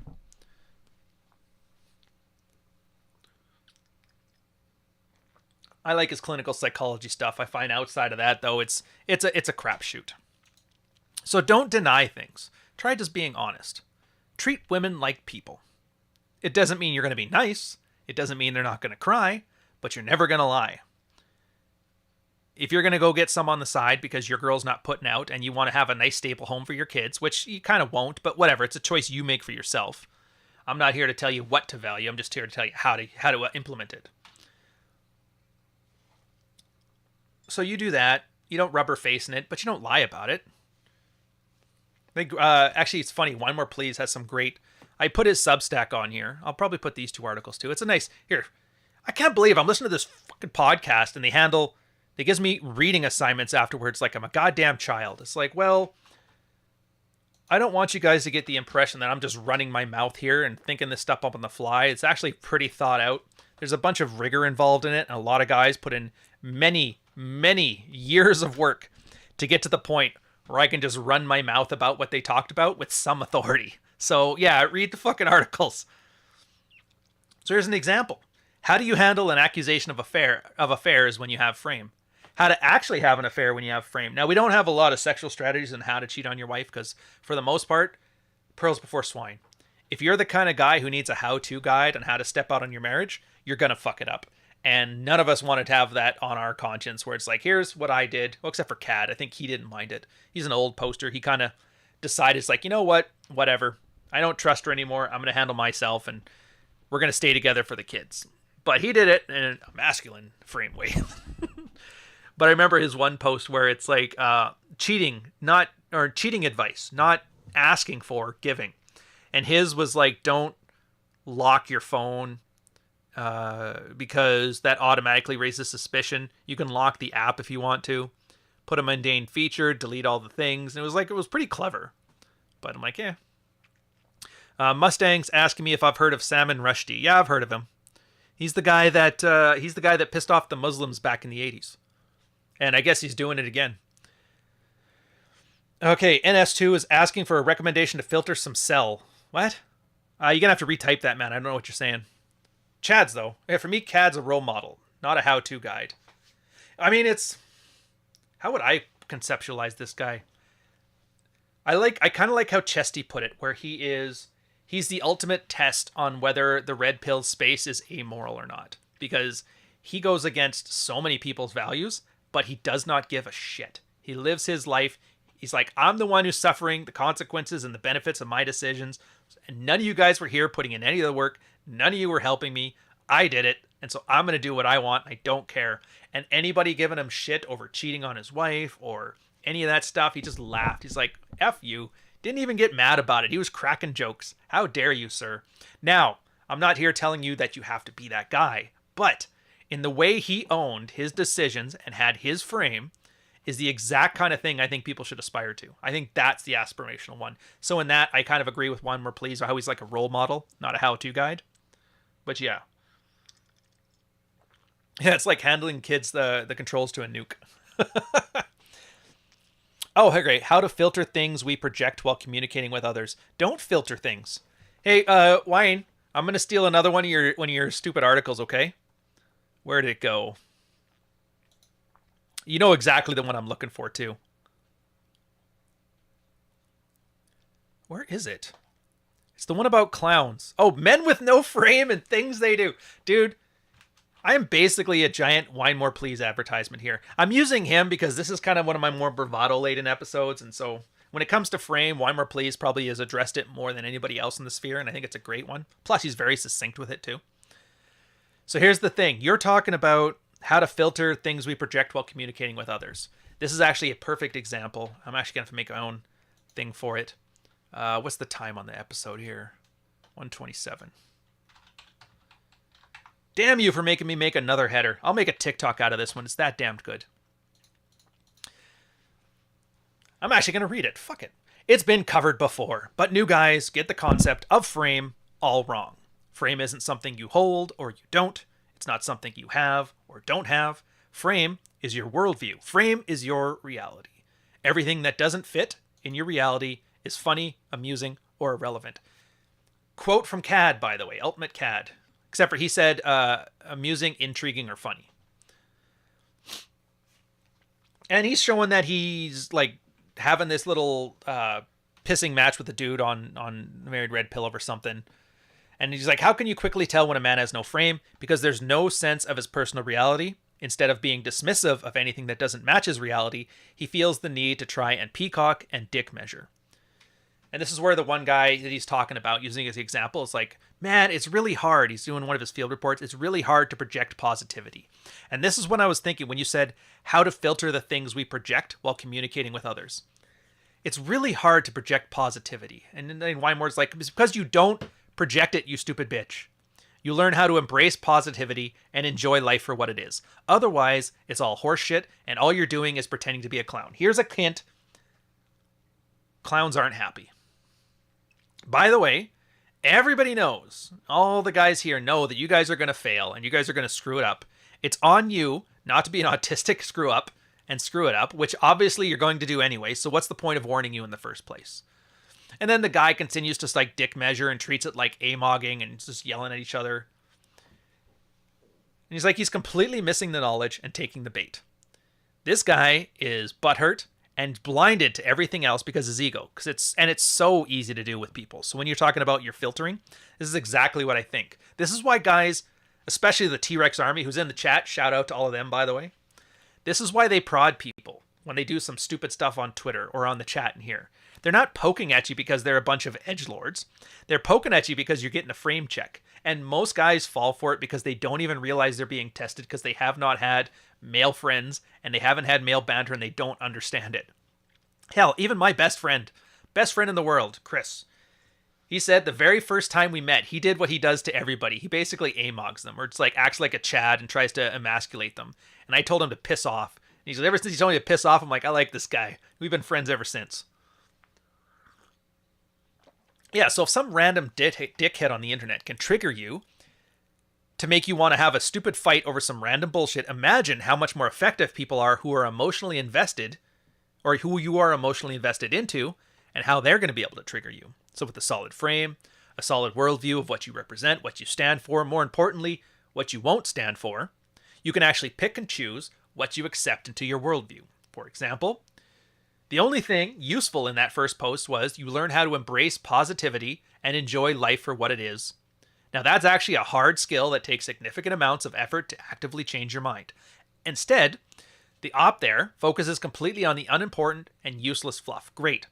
So instead of picking out the value from a conversation and figuring out how to leverage it, he misses the point completely because his ego's hurt. Side note, I don't put effort into useless noobs when they're not useless noobs making solid progress every week. And that's the thing. I've said the same thing myself on, like, I never shit on people doing honest work.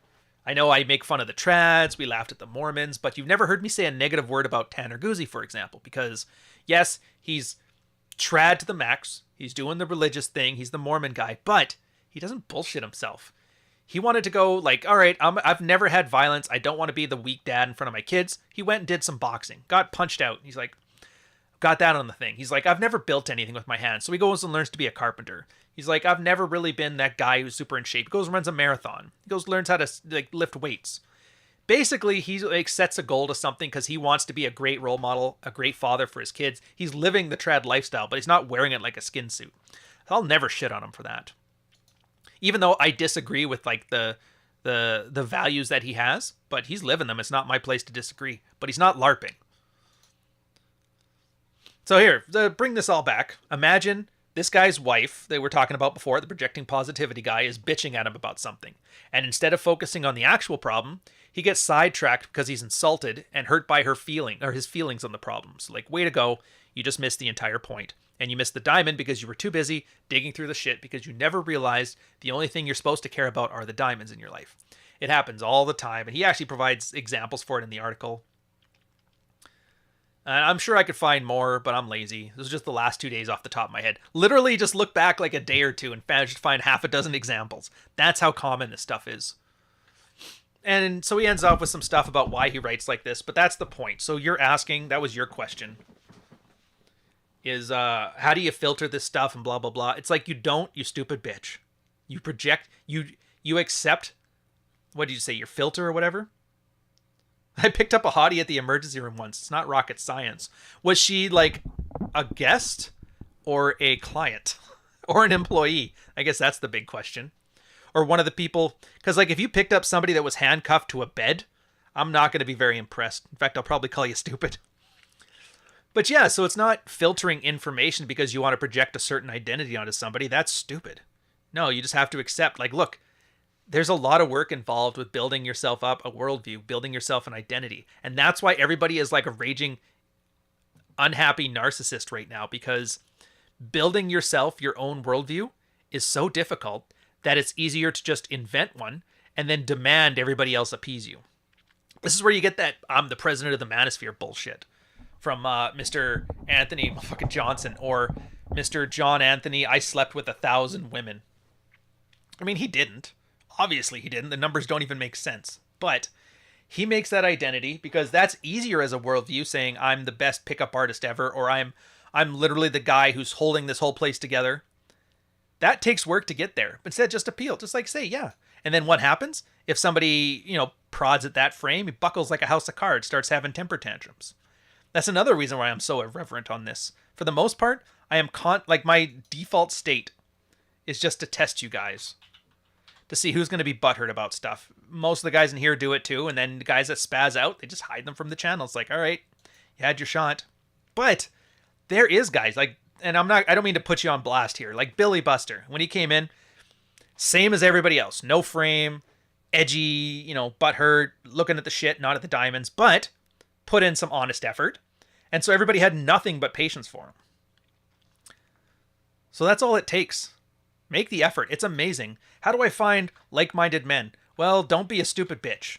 And then guys tend to, even if they've made it and you're way before where they need to be, a guy putting in effort is so rare that people most likely have you around just because. John Anthony, man of 1,000 ladyboys. Jesus. Yeah, fake it till you make it because somebody might believe it. Now, that's true. That's the irrational confidence thing. But I know irrational confidence is such like a... it's a complex thing. Because, yes, it's good. But it implies that you're doing the work. It implies that you're making the effort. And you're just ignoring your... what's the word for it? Imposter syndrome. I'm working out now. I'm not jacked, but I'm going to act as if I'm jacked because I'm going to the gym every day and I'm handling it. That's one thing.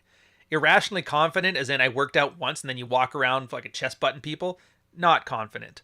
The difference is delusion. So irrational confidence may be irrational, but it's not delusional.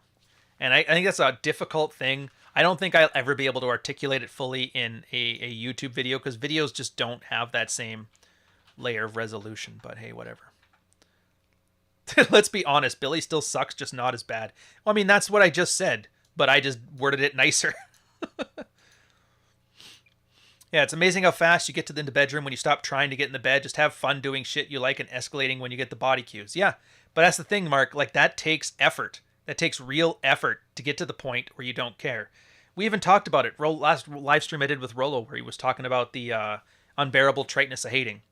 Like, yeah, Beethoven just invented shit off the top of his head, and it was wonderful music. But he had been practicing since he was 4 years old on the piano, to the point as a 30-year-old man he could do that.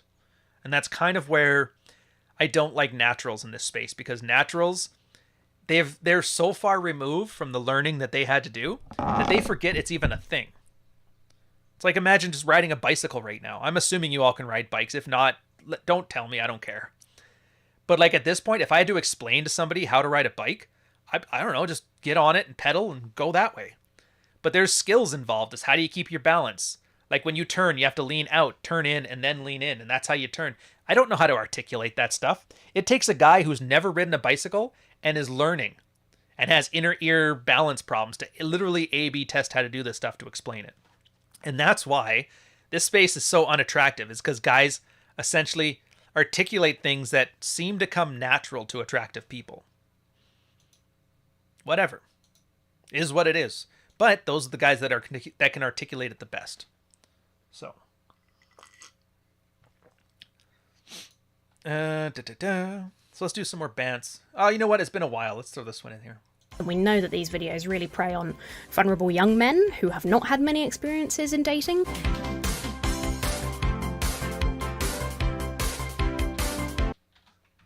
That broad is funny, man. I remember this. We'll call this summary, because I got those points I want to talk about before. I even brought that up. So same as like the Savvy Writes What's like, oh, like appreciate how I brought it up this way and not that way. I offered her a collab. I'm like, this would be great. And she's like, no, I don't like your worldview on women. You're an evil monster and I don't want to talk to you. I'm like, all right, fair enough. It was just the weirdest thing. And here's the thing too, like she's not wrong. Like when I see the Tate nonsense and the Fresh and Fit nonsense, that's honestly how I perceive it. So I get where that comes from. But at the same time, I'm not putting up with it. Don't lump me in with that shit. She's not single, by the way. She's got a boyfriend. What's become of that chick? She was hot. I don't know. Fuck, after the ad, I don't care. I don't really need an angry feminist to think nice of me or poorly of me and villainize her. Once I did the ad, I'm like, good enough. It'll be something funny we can all laugh at. I can accept appropriate thirst. Okay, so what I had in the summary. Oh, yes. What the hell is dilution? I don't know what the hell that meant. So it was the earlier Superchat. Giving up on covert contracts is freeing. Having zero expectations of my actions stabilizes your mental well-being.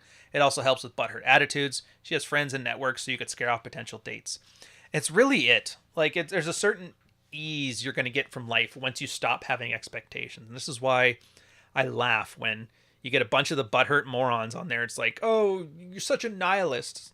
It's like, no, nihilism was actually, it's been bastardized. Nihilism was very simple. The idea that, God is dead, so what do you replace it with? And you have to come up with that. And that takes work. You can replace God for whatever in this case. It could be you're disillusioned with the church. It could be your wife isn't that perfect waifu you thought she was. Turns out she's just a frigid soccer mom. It could be your masculine life coach is actually a fucking moron, drug dealer or drug user or something like that. Or like a human trafficker. There's all kinds of disillusionments that happen. You can get zeroed out, not zeroed out, disillusioned, whatever. What you replace that with is what matters. And this is the part that I find wonderful about it. You guys may have remembered the meme. I wish I had it to pull up, but I don't. Where it's what people think nihilism is, and it's a black and white photo of somebody with their head in their hands crying. And then what nihilism actually is. And it's a dude in a Hawaiian shirt with his shades like, hey, nothing even matters. So when nothing matters, well, then what are you going to do? Well, you decide what matters. And you accept that what matters is entirely subjective. There is a subjective morality to this. If you don't believe me, just even in the Abrahamic religions, the moral framework that, Jewish people have, Muslims have, Christians have, atheists have, they're somewhat different. And they all seem to be thriving in one way or another. Even the woke people with the transgender stuff there's, like, you can say it's irrational, but is it any more irrational than, like, you have to stone your wife for working on a Sunday? Not so much. Everything's got their irrationality, but the one thing I will give, like, for the Alphabet Mafia stuff is it is a very expensive social signal to send. If you're saying all that woke crap is good and you love it and you're into it, you're saying, I'm not suffering any of the consequences of this stuff, that I can cheerlead it and my life is still good. That's expensive. That's good. So it almost turns into like an evolutionary, like Darwinian thing. Everybody loves to talk about being woke. And the people that aren't screwed up, like the people that aren't part of the 42% or the detransitioning ones that life is ruined forever, those people are kind of the losing end of this value system, in the same way that, gay people kind of sucked under the evangelical system where they were basically stoned in an airport bathroom or whatever. You see what I mean? Yeah, that's what the Ubermensch originally meant before the Austrian painter took it. Create your own values. And everybody hates that. It's like, well, then everybody's just doing whatever they want to do. It's like, no, there's a method to it. It's actually like, for as many people as read like Marcus Aurelius, I'm surprised how many people don't understand any of it. Master-slave morality. The idea that the strong do as they can, the weak suffer as they must, the Malayan dialogues. Nietzsche, thus spoke Zarathustra. All that stuff, it's all the same thing. It is, if things improve my life in a substantial way, then I will consider them morally good. And if things ruin my life or make it worse, or something that I'm suffered to do that's against my best interest because I don't have the ability to say no, then that is considered bad for me from a moral standpoint. And then you understand everybody else is going to, even if they don't say it, they have their own moral framework. Maybe it's feminism. Maybe they're even doing a bad moral framework. There's a ugly 45-year-old feminist talking about how great feminism is. Not working out for her at all. But that's her worldview. And you just accept that other people are human beings with their own worldviews. Maybe they made them for themselves.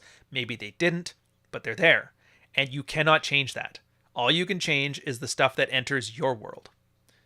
Yeah, if there's somebody who's morally repugnant from you, and she's not willing to accept, your frame, your moral framework, your worldview, well, then she just doesn't have a place in your life. But the sex is so good. Yeah, well, a lot of girls can have good sex. Turns out it's not that hard of a skill. Jump on dick, bounce around for a little bit, make a bunch of noise, and then tell the guy how great he is. It's like 4 steps. I don't know how girls can screw that up, but whatever. Thoughts on Ayn Rand? I don't have any thoughts on Ayn Rand. I've never read her. I don't know. Everybody seems to love talking about that. And as soon as I start even mentioning that broad, everybody starts talking about Republicans and Democrats. And I'm Canadian. Who gives a fuck? Plus the fact that didn't she end up trying to wasn't her life just like a shit show that didn't match up to what she believed or wrote about at all? So I don't know. Bucket on your head, man. Yeah, hypocrite in the end. Yeah. It's about that. Huge Can of Worms. Atlas Shrugged was a decent book. See, I've heard, I don't know, Nick is the author, the English major in this thing here, so he'll have to let you know.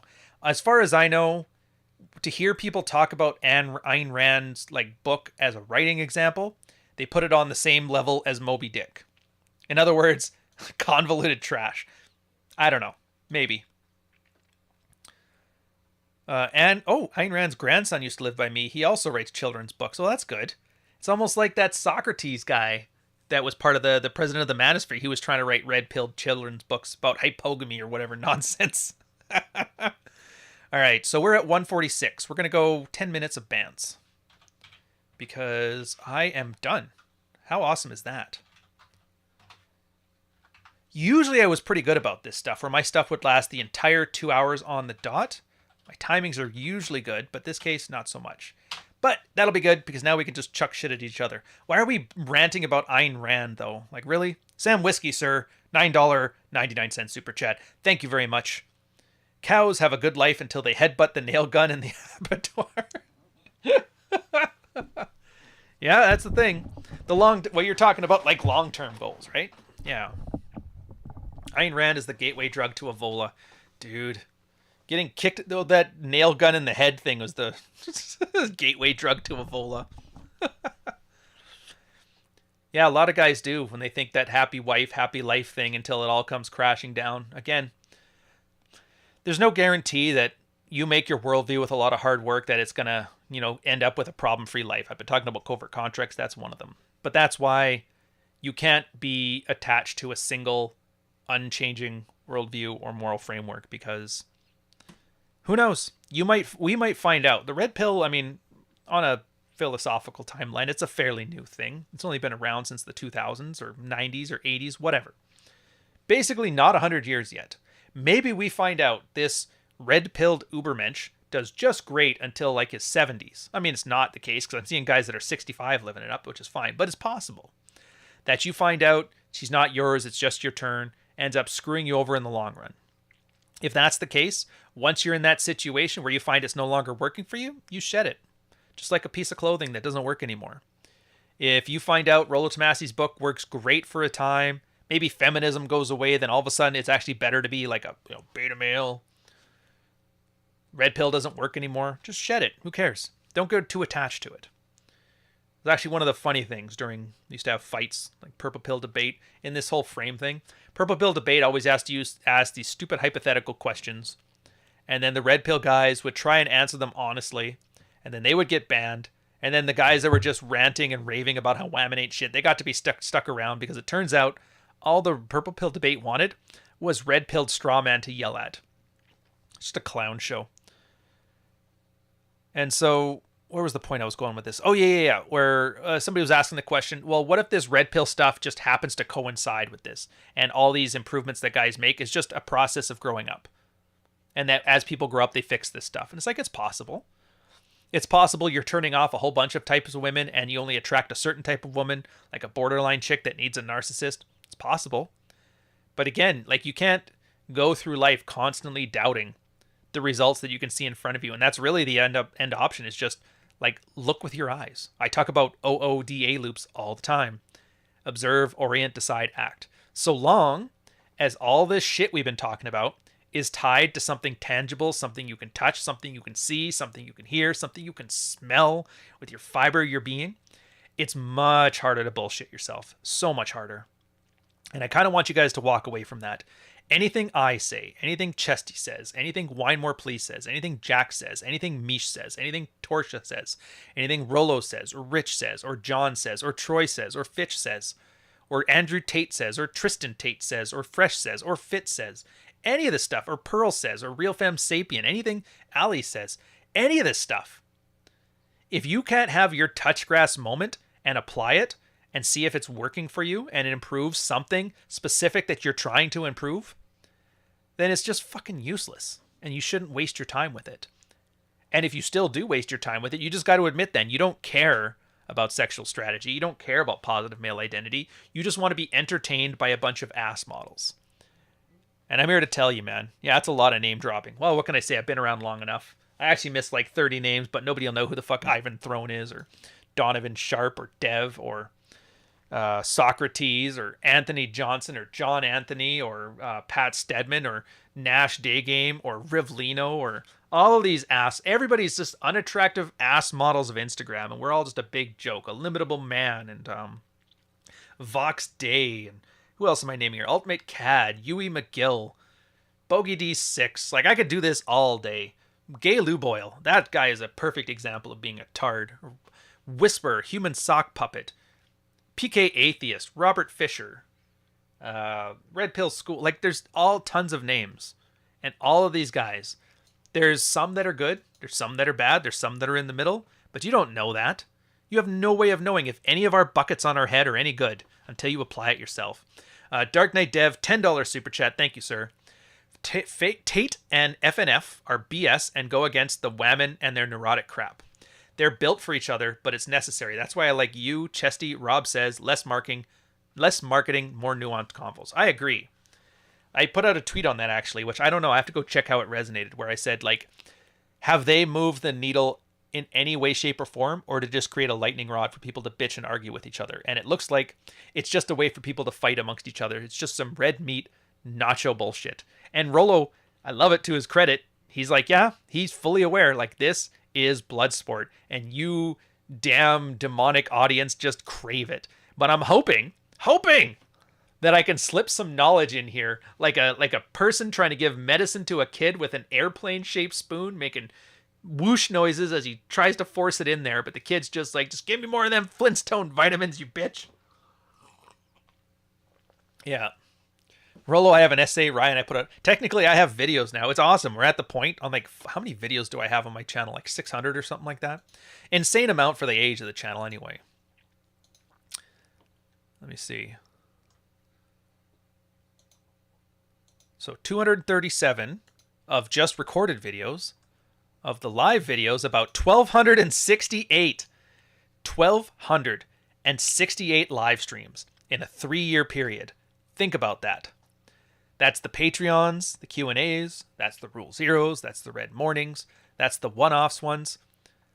Fucking 1,600 things. I liked bum fights. Oh, everybody liked bum fights. Don't forget the blogs, that's true. Having said that, I probably should be walking away. That's way too many. That's like, I think PewDiePie has that many videos, and he's been here for like a decade. Jesus. Anyways, that's all I got for you. That's all I got. Do I have anything else I can lead us out of here with? Oh, maybe this. Boom, what's up, fam? Got some big news to share that unfortunately is not so good. So I'm going to jump right into it. You're going to watch this video and you're going to cry. At least speak and laugh at your eyes as you cry, look in the corner, like a little girl in the fetal position. Oh, look at that get all choppy. Dude, I should make another ad from that guy. He's got a whole thing ranting about how much of a dick Rollo is. Rule Zero, that's a good question. I want to say, I think it's John. I'm going to be late, though. I need some time to myself to get some stuff done. So go check that one out. I think it is. Yeah, it looks like John's got it. All right, so that's good. Guilty, guilty, guilty. Dead eyes of weed, dude. I think it is too. I didn't tell you that. I'll remind you. So it's legal is it legal in Florida? Weed? I don't know. If it is, I'll tell you the story one day. Ask me. Maybe I'll tell it privately. But it's kind of funny how the day I almost died. Tay-Dad is probably my favorite. You know what's funny? Out of all of them, my favorite one, I'm tied between the podcast chick and the Anthony Johnson one. Just because Johnson's is so like over the top ridiculous. But I can see why people like the Tate one too. I got to come up with some more of these. I got a few. There's that one with the Brazilian chick that follows the Black Pill guys where she was talking shit to me in her car on an Instagram private message. I might take that one and make an ad out of it because it's pretty good. What's Rule Zero? Oh, JR, you may not know. Okay, so Rule Zero, it's the podcast between me, Rollo Tomasi, John Fitch, MLD John, Troy Francis, Sterling Cooper, Paul from Apex Mindset, Rich Cooper. I mean, he might come back. We'll see what happens. A bunch of us. And the idea of Rule Zero, male sexual strategy, positive male identity. Basically, the only two reasons that any of us are here. And then we just have like a weekly podcast that we switch between all of our channels. It's a way of like our audiences meeting with the other audiences. So everybody kind of gets an idea for each other and we can ping ideas off each other. And it's a good way of guys keeping in touch and showing you guys how you can work with like male peers and hang out. Because a lot of guys don't know good male friends. And so it's a nice example for you to run off of. Anyways. Yeah, it's a panel show. I guess the panel show is the best way to put it. Think of it like The View, only way less gay. Is it just me or have the Rule Zero guys been subtly pushing back against their Dude, we were around well before that. We are the OGs. We're not pushing back against anything. People are pushing out or branching against us. In fact, what you should be paying attention to is how often people are like taking our stuff and repurposing it for their branding, which I'm not against because a lot of the stuff we talk about isn't really in common parlance. And so a bunch of dopes ranting about covert contracts and frame and stuff is the best way for somebody new to this channel to have at least some kind of framework before I unfuck all the stupid stuff in their head. Yeah, finally covert contracts. Well, you're going to enjoy yourself on this one. We hit a lot of it. And I didn't even, honestly, I could probably rant about it for another 5 hours. This is just the notes of stuff that I came up with in like a day or two. If you're Canadian, it's the red pilled question period. Yeah. Anyways, we're going to end this one. Hope you guys enjoy yourself. I must have one more of these to give to you guys. Oh, I don't. Or maybe. No. That's it. All right. Whatever. See you guys in a bit.